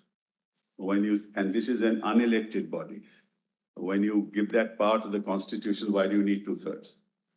So in that context, that was, Dr. Ambedkar answers that. Lordship has 1117? Yes. My Lord Justice Gawai, Justice Kaul. Yes. Reference may also be made to the fact that during the debates in the Constituent Assembly, it was pointed out that by many speakers that assembly did not represent the people as such because it was not elected on the basis of adult franchise. And some of them even moved resolutions suggesting that the Constitution should be ratified by the people. Both the claims and demands were rejected. Dr. Ambedkar explained that, and I quote, "The Constituent Assembly in making a constitution has no partisan motive. Beyond securing a good and workable constitution, it has no axe to grind. In considering the articles of the Constitution, it has no eye on getting through a particular measure. The future Parliament, if it met as a Constituent Assembly, its members would be acting partisan, seeking to carry amendments to the Constitution to facilitate to passing of particular measures which they have failed to get through Parliament by reason of some article of the Constitution, which the Constituent Assembly has none. That is the difference between the Constituent Assembly and future Parliament. That explains why the Constituent Assembly, though elected on limited franchise, can be trusted to pass the Constitution by simple majority, and why the Parliament, though elected on adult suffrage, cannot be trusted with the same power to amend it. How prescient brothers of Dr. Ambedkar. So when you are actually trying to use the legislative power, then you do it with a partisan motive because you want to get a bill passed, you want to get a particular policy through. But when you're as a Constituent Assembly, you have no such motive. So you can't convert a legislative assembly into a Constituent Assembly. Because as a legislature, your intent may be partisan. At the Constituent Assembly, it can't be. Well, you're not passing any law. At the final stages of the debate on the amending article, Dr. Ambedkar, replying to the objection that the Constituent Assembly was not a representative assembly, as it has not been elected on adult franchise, that a large mass of the people are not represented, and consequently, in framing the Constitution, the Assembly has no right to say that the Constitution should have the finality which Article 304 proposes to give it. Said, sir, it may be true that this assembly is not a representative assembly in the sense that members of the assembly have not been elected on the basis of adult suffrage. I'm prepared to accept that argument. But the further inference which is being drawn that if the assembly had been elected on the basis of adult suffrage, it was then bound to possess greater wisdom and greater political knowledge is an inference which I utterly repudiate. So then, Malas, that's enough for this part of the discussion. Now kindly come to Quello, Volume 3. On the other hand, the Constituent Assembly of State of Jammu Kashmir was elected. Yes, yes. I'm saying on the rationale. That's right. Should or should not be. That's right. It's simple, there's slight difference between Article 370 and what is stated here and what is the objective and purpose. One, there is an element of flexibility in 370. Let's not go into the fact specific how it was done in this particular matter.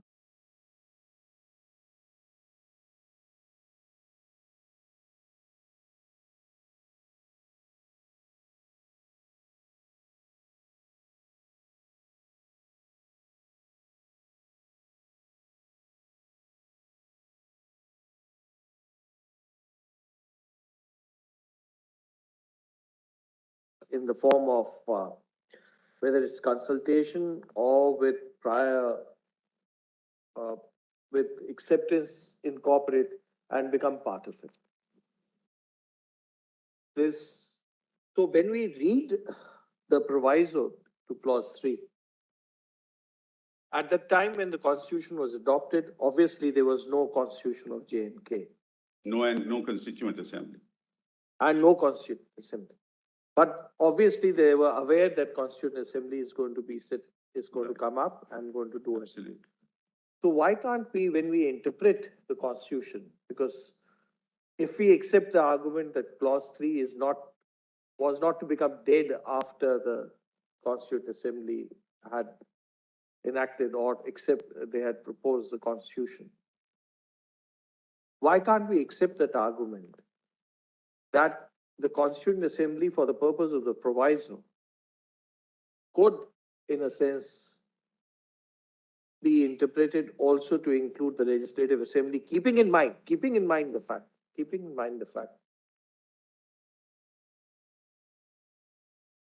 that the Parliament could have very well amended the Article 370 also. No? Number 2, that if the objective was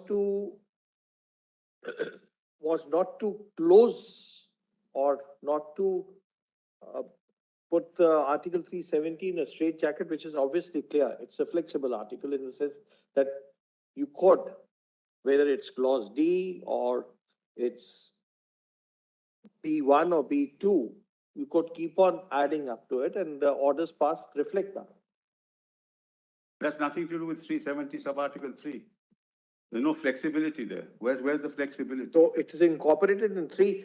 If we accept it's incorporated in 3, that notwithstanding anything contained in the foregoing provisions of the article, the president may with public notification declare the article will cease to be operative or shall be operative only with such exception modifications from such date as it may specify. Yes, the proviso puts a precondition to it. No, it's a flexibility at the instance of the Constituent Assembly, not at the instance of Parliament. Surely, Malas. But then when we are reading the term Constituent Assembly for the purpose of the proviso At that time, when it was enacted, it was in nineteen But they forty-nine. contemplated it, Malad. They contemplated it. Why would they add the word Constituent Assembly in 370 when it was not? Because in at place? that time, we didn't have any legislative assembly for the state of, J&K. No, correct, but you had the orders. Well, I don't understand. The flexibility at the instance of the Constituent Assembly, but this power is given to the Constituent Assembly, not to the legislature. It's not flexibility at the hands of Parliament or the legislature, because 147 says there's no flexibility there at all. So there are two parts to it. First is whether the parliament could have done it, that's a separate argument. But when we interpret the term constituent assembly for the purpose of the proviso to clause 3, can we by implication, because at the time when the constitution was enacted, at that time there was no legislative assembly for the state of Jammu and Kashmir. Is that factually correct? Answer is yes. Yes, of course. So then, when we interpret the term over here, can we interpret it to include the legislative assembly? But Manas, how can you interpret a term in a constitution which says Constituent Assembly as the Legislative Assembly? I don't understand, Manas. Under what concept of interpretation of the constitution will you do that? There is no implied power. There is no express power.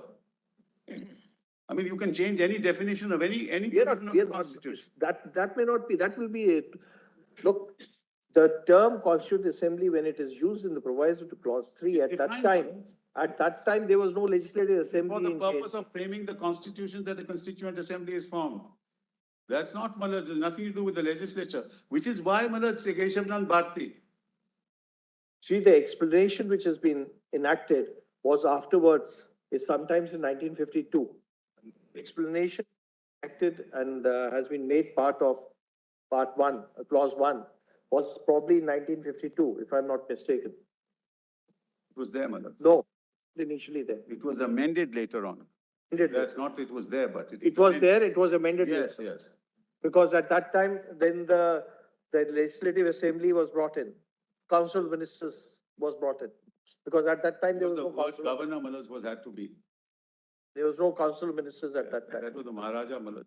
But that issue doesn't arise here. We're talking about, Malad, a constituent assembly, the power of the constituent assembly. And you have now, there are now, the Keshavan Bharti, Malad, fortunately and unfortunately sets the law. Mr. Sibal, just as a, because we are not looking at it from that perspective yesterday, where was the first reference to the Constituent Assembly? Of course, the Constituent Assembly of the state finds a reference in the Constitution itself in Article 372. Yes. 370 bracket 2. Where is the first reference to the Constituent Assembly in the documents which you read out to us yesterday prior to the Indian Constitution? I find that in the proclamation of the Maharaja, Malad, they are in the constitution debates, Malad. I find that there's also a reference in the proclamation of the Maharaja which we read out yesterday. The reason I'm asking is this. It's probably there, yes. Sorry? Karan Singh's proclamation, I think. Yes. Huh?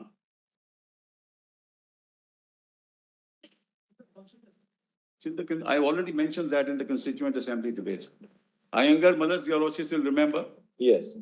I quoted Malad's sentence. Yes, volume 8, All there, Malad, yes. page 117. Yeah, Mr. Gopal Swami Iyengar's. All there, Malad, yes. No, because when the Maharaja made the proclamation, when the Maharaja issued his proclamation on 5th of March It was 1948. contemplated by the constitution and the constitution makers that there would be a constituent assembly which would come into place, which happened in 1951.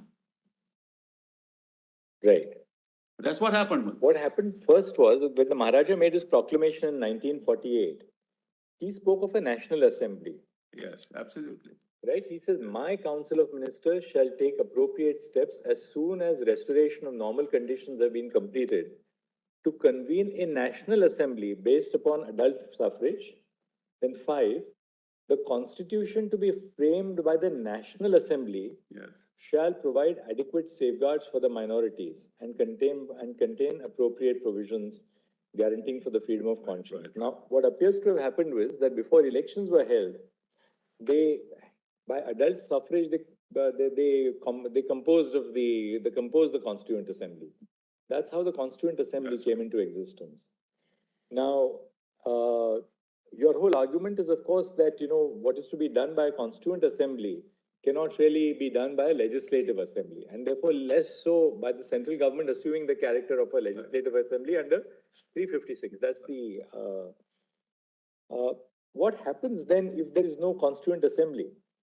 I'm sorry, Malad? What happens if there is no Constituent Assembly? Do you have to create a Constituent Assembly afresh? Malad, that is precisely between 1948 consultations, Malad, your lordship will No, remember. now what would happen? Suppose they keep aside the procedure which they followed. We're keeping that aside for a moment. Correct.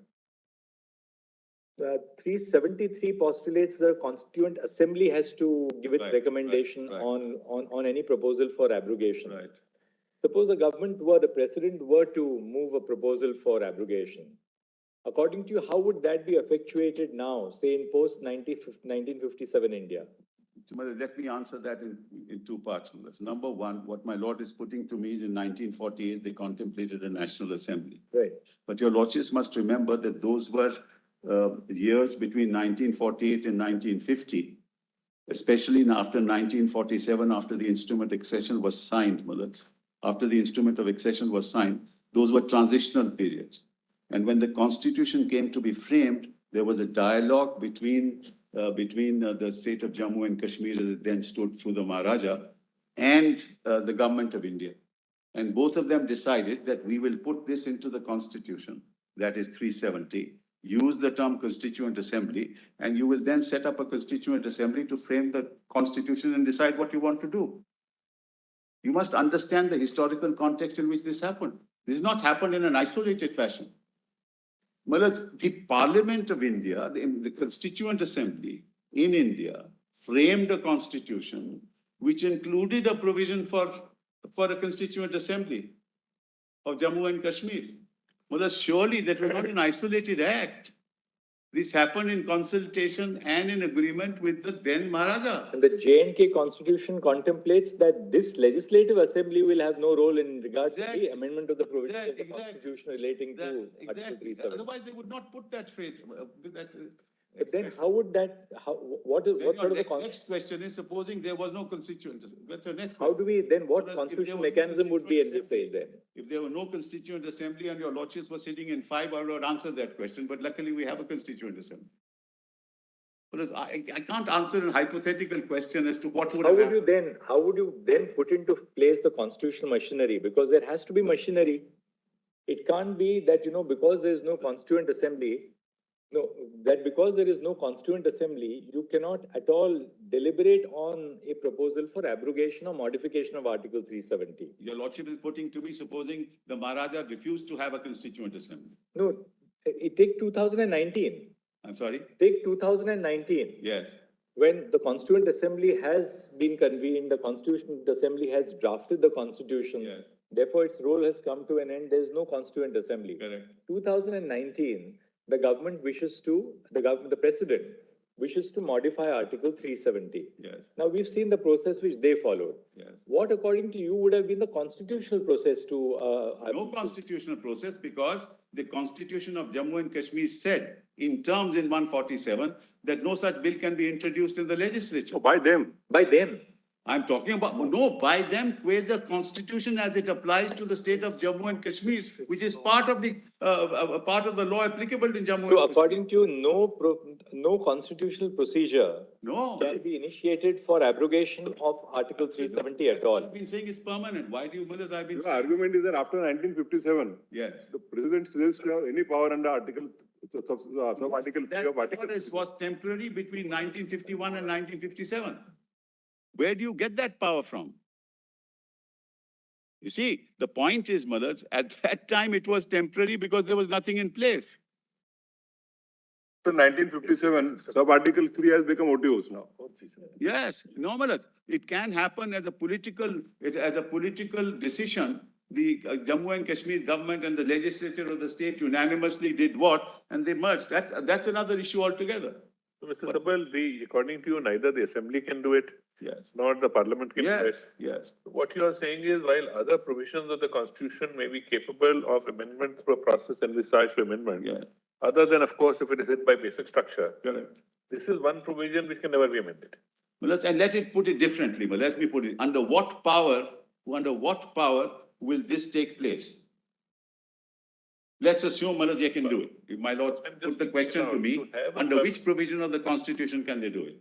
Having a permanency, the whole concept is that constitution is also a live document. At some stage, can we say there is no mechanism whatsoever for ever changing it, even if everybody wants to change it?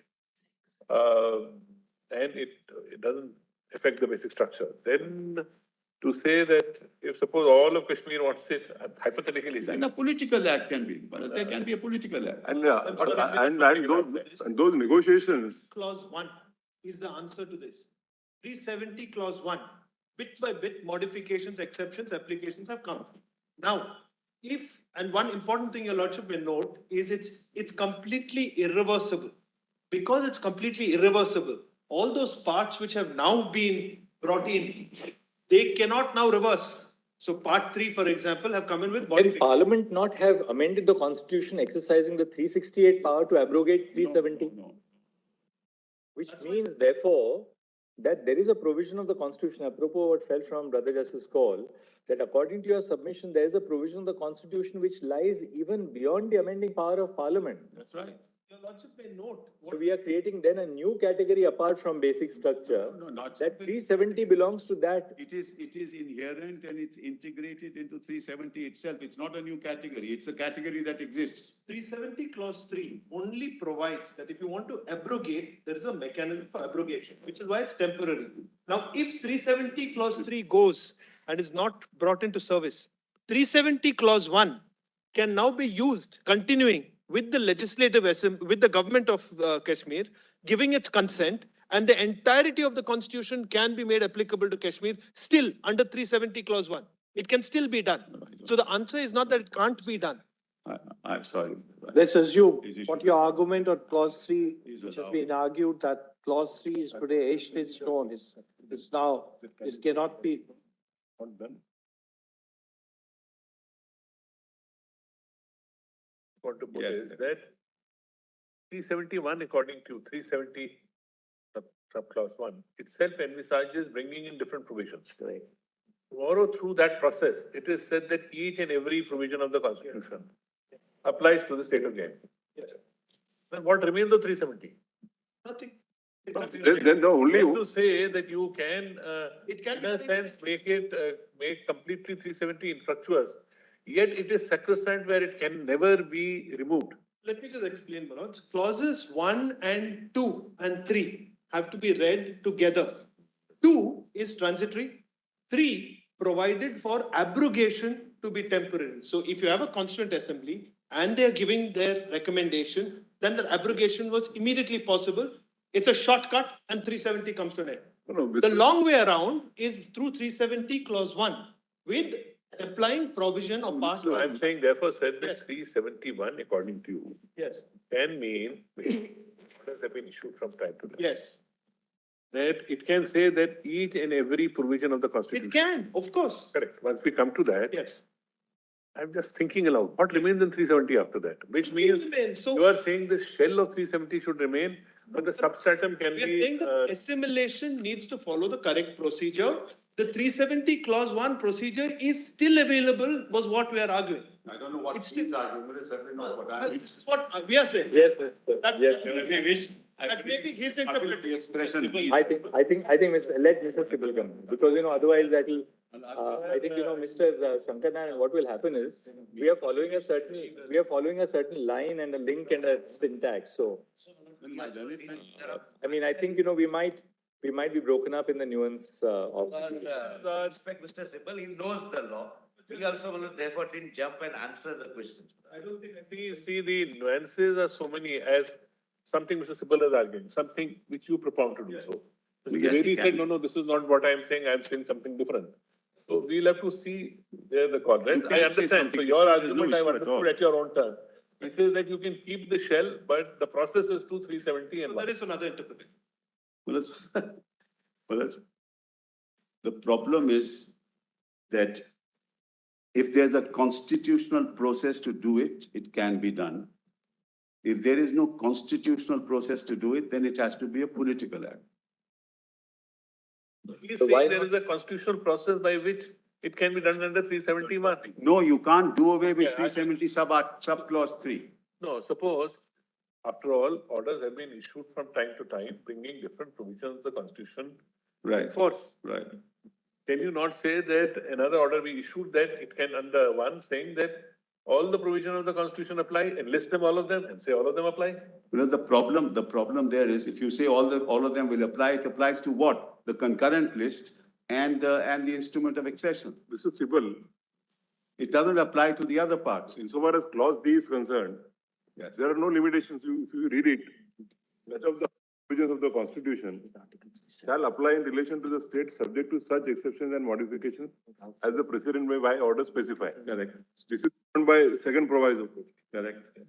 provided further that no such which relates to matters other than those referred to in the last preceding proviso shall be issued except with the concurrence of that Yes. government. Yes.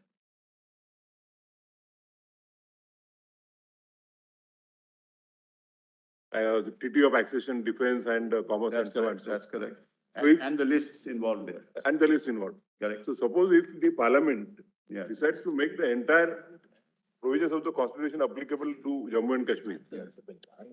Limitation under clause D. Yes, there is. That's the point I'm making, Malaz. Because the structure of 370 and in the context of the legislature of Jammu and Kashmir is that the residuary power remains with the state. Because the distinction is that insofar as those powers Concurrent under- list and instrument of accession are two separate things, but there's no issue there. They can do it, both under 371, no issue. insofar as instrument of succession, those Only entities are four- only concerned, four items. Their only requirement is consultation. Consultation. Consultation. That's correct. Insofar as the clause D is concerned, the requirement is more stringent and concurrence is required. That's list 3, Malaz. That's concurrent list. Residuary power is always with the state. That's the problem. That can't be done by any process. Even under 370 sub-article 1.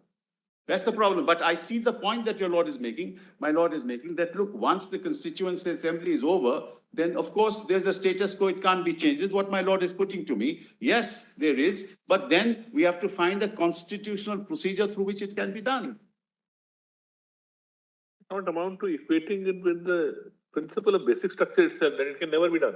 Like you cannot, and that also through a judicial pronouncement, No, the but philosophy of Let's, basic structure. all right, let's not talk of 2023, Malaz. In 1950, what was the position? This was the position. That it can't be done. No, but prior to the basic structure doctrine itself, it could be done. Parliament, no, how can this- we say that Parliament could not have exercised its plenary amending power This is not basic. to abrogate Article 370? This is not basic structure, Malaz. This is a compact between one sovereign and another engrafted in our constitution. It's a constitutional compact. Then what happened? Unlike other states where Junagadh, Malaz, he didn't agree, you know, as a political act, you took over Junagadh.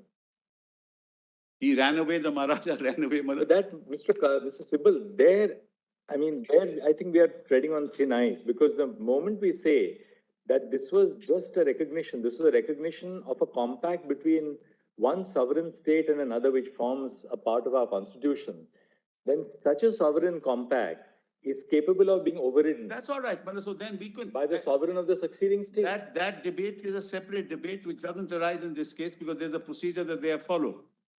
That debate doesn't arise here, Malaj. We're not talking of that at the moment. That's not an issue. We're talking about a procedure in terms of 370, which they followed, consistent with the interpretation of 370.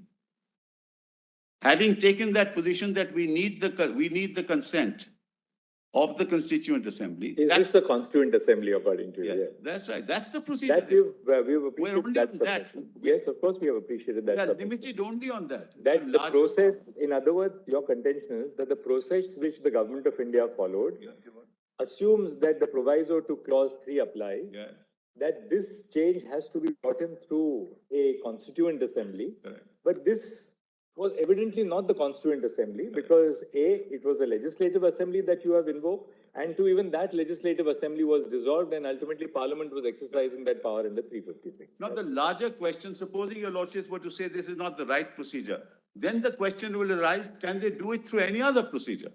Then what my lord is putting to me may arise. We're not on that issue. We're not giving solutions to the other side that you can do it under 370. I don't know where that comes from. So there's a limited constitutional issue before you, which is the process, the power and the process. The power is in 370 sub-article 3. The process is what they followed. Can they do it under 370 sub-article 3? And is this process right? That's the limited issue that your lordships have to decide. If there are other processes available under the constitution, if they follow them, maybe, but that may be valid, may not be valid, but I can't answer that question in a vacuum.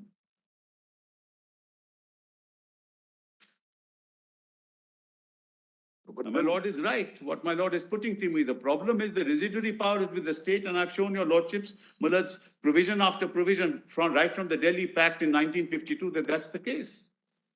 But then what happens to Article 363A? 350? 363A. Because that also earlier the recognition was on the basis of the pact between the various princely states and. Different, Mullah, those pacts were there, recognition granted to rulers, but Mullah, either they completely assimilated themselves into the union and be part of a state, or they were taken over. Either Hyderabad or On the Junagadh. basis of certain agreements between the states and the princely Correct, states. but those and the- agreements were different from this agreement. Mullah, your lordship is right. If it were that kind of agreement, then your lordships would apply those standards and those principles and those judicial dictums which your lordships applied. We're not on that. Here your argument is that unless the views of the entire populace of the Jammu and Kashmir are taken into consideration, the abrogation of 370 can't be Yes, touched that upon. can be done, but But that's a then political the negotiations were not between the elected body, the negotiations were Because- between the princely state and the union. Correct, and that was accepted. That very thing was accepted by the then constitution makers. So, whereas we can't go into So if what was accepted, insofar as the other states are concerned, it could be taken away by 363A. Correct, but that was not the position as far as Jammu and Kashmir is concerned. I'm not saying anything. I agree with what my lord is putting to me. But how do you change the constitutional structure? There must be some power. You can say that you can do a political act. Today you say, look, forget about all this. We take over Jammu Kashmir. Fine. 363A was done under 368. Yes, you can do that. But point today is, Mother, that's not an issue before you. You're not going to answer an issue which is not, with respect, the greatest respect, which is not before you. You're not going to find a power for them which doesn't exist and which is not followed.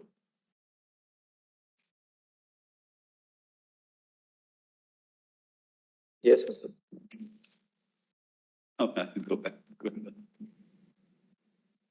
I understand, Mullah, the difficulty, and I understand, Mullah, the fact that at some stage or the other, this had to be, let's put it this way. This had to be done. Let's put it this way. Somebody said this has to be done.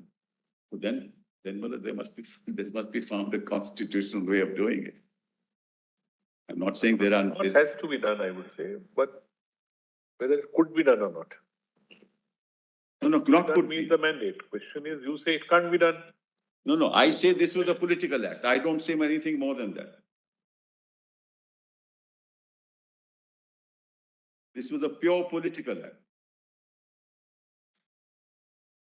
And you circumvented the provisions of the Constitution to reach a particular end result, which you always wanted.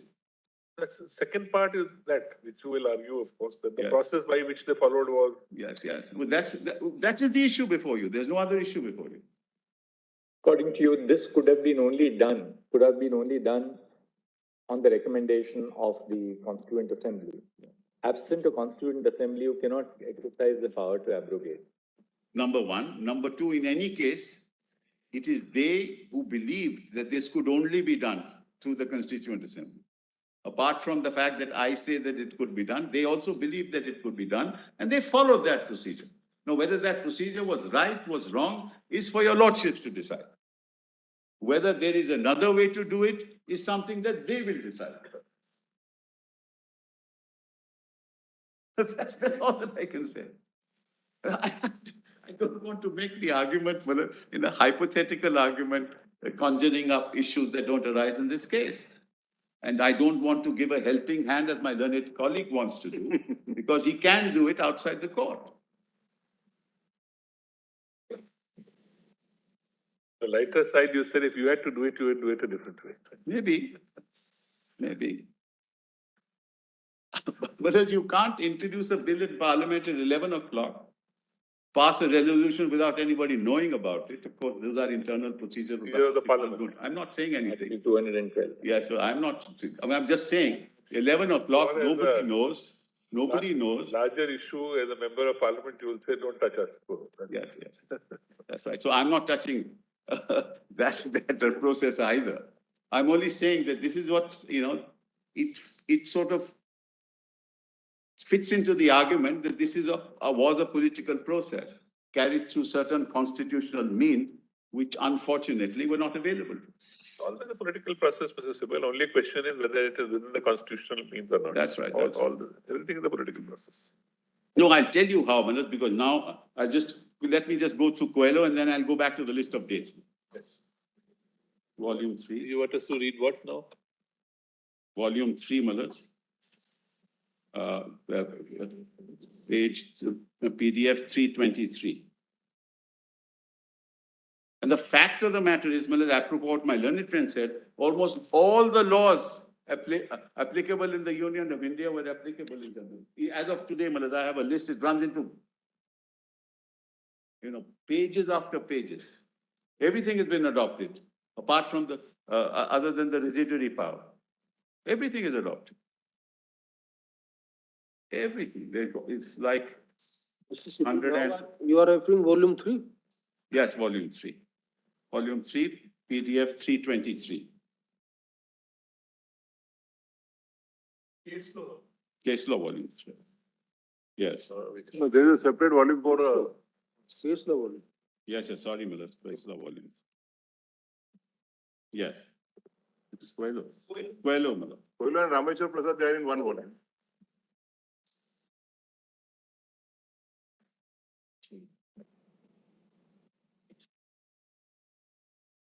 Yes, leading Coelho, para 54, PDF 323. 323.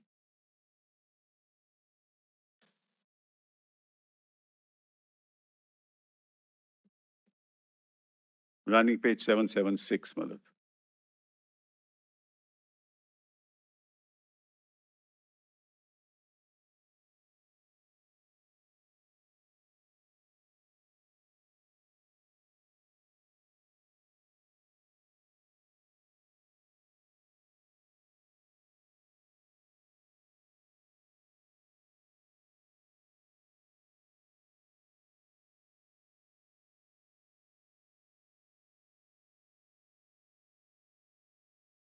Yes.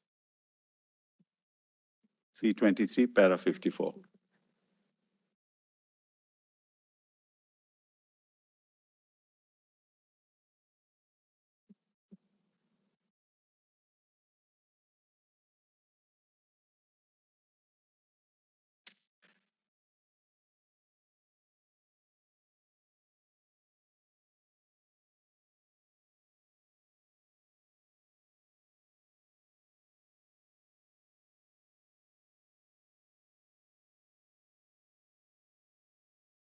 And remember this, if you use 368, you'll have to have 2/3 present and voting. So you don't use 368 because you don't get 2/3 present and voting. So you go through this procedure.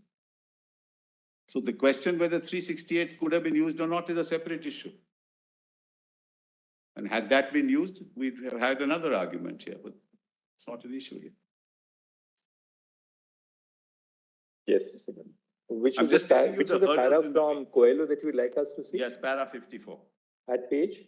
page 776, Miller's PDF 323. Page 323. Yes. The distinction is drawn, my lord has that paragraph? By the author between the making of a constitution by a constituent assembly, which is not subject to restraints by any external authority, as a plenary lawmaking power and a power to amend the constitution. A derivative power derived from the constitution and subject to the limitations imposed by the constitution. No provision of the constitution framed in exercise of plenary lawmaking power can be ultra vires because there is no touchstone outside the constitution by which the validity of provisions of the constitution can be adjudged. The power for amendment cannot be equated with such power of framing the constitution. The amending power has to be within the constitution and not outside it. Why? Because you're subject to the constraints of the constitution. So you want to amend, you can use 368, but then you have to follow the procedure under 368.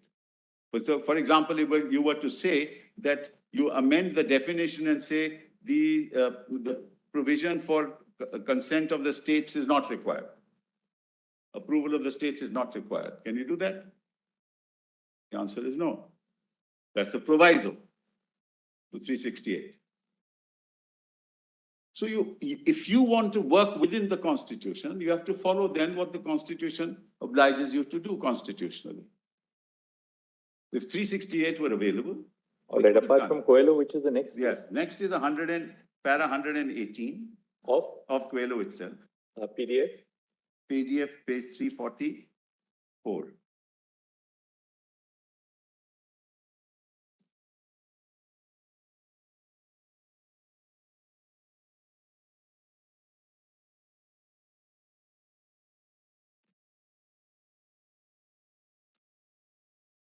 We have I'm sorry, para 180.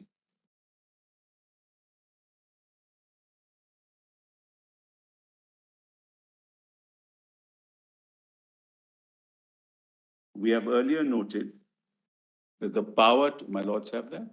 Para 118. Yes. We've earlier noted that the power to amend cannot be equated with the power to frame the constitution. The power has no limitations or constraints. It's a primary power, a real plenary power. The latter former power, however, is derived from the former. It has constraints of the document, that is the constitution which creates it.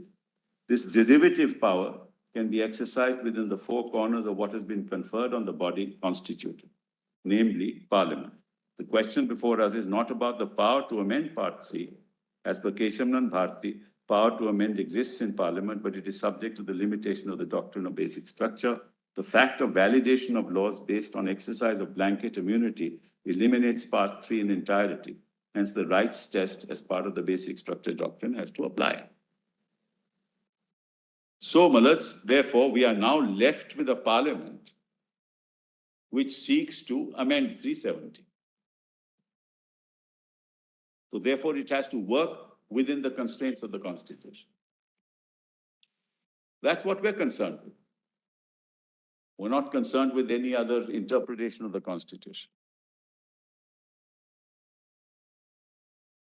So now we go back, Malas, to the list of, yes, the Ambedkar statement is volume, yes, yes.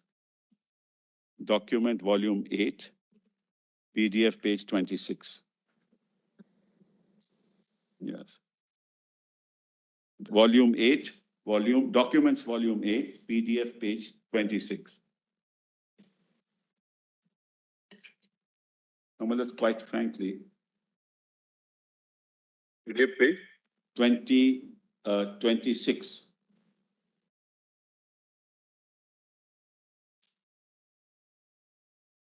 What do you need? Cool, yeah. Let's see the page.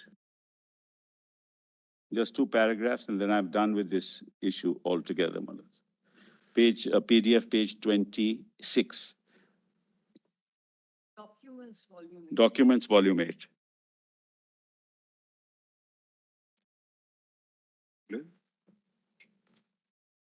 Eight.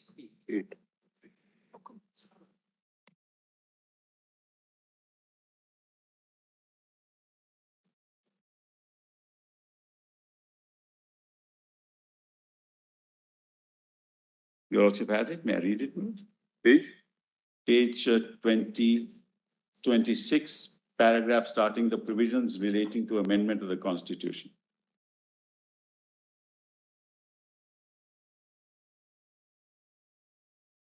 My Lord Justice Surikant has it. Yes. My Lord Justice Cole has it. Yes, sir.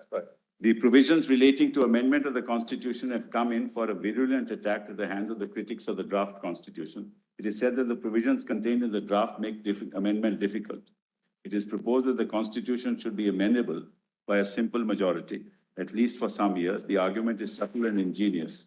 It is said that this Constituent Assembly is not elected on adult suffrage. Well, I've read this part of it I've read. We actually read it from just Jagannath So Reddy's let's leave that. Come to the next paragraph. Sorry, again. What is said to be the absurdity? That paragraph, next paragraph. Yes. What is said to be the absurdity of the amending provision is founded upon a misconception of the position of the Constituent Assembly and of the future Parliament elected under the Constitution. The Constituent Assembly in making a Constitution, well, that also I've read. So this is the exact. There's only one part in Dr. Ambedkar's statement which is very prescient. Dr. Ambedkar postulates that a future Constituent Assembly may be a future Parliament itself. Yes, Says the future Parliament, if it met as a Constituent Assembly, yes, its members will be acting as partisans, seeking to carry out amendments to the Constitution yes. to facilitate the passing of party measures which they failed to get through Parliament by reason of some article of the Constitution, which has acted an obstacle in their way. This is That the is precise difference between argument. the Constituent Assembly and the future Parliament. So this is the precise argument I'm making is what Dr. Ambedkar said. That it is the party's partisan political measures that are carried through in the process in the form of legislation or otherwise, which can't be done as far as which will be constrained by the provisions of the Constitution, but the Constituent Assembly doesn't have any such fetters. Yes. So, Mullahs, I'm done with this whole argument, Mullahs. So now let's go back to the list of dates and how all this happened, the other issues. No. Now, compilation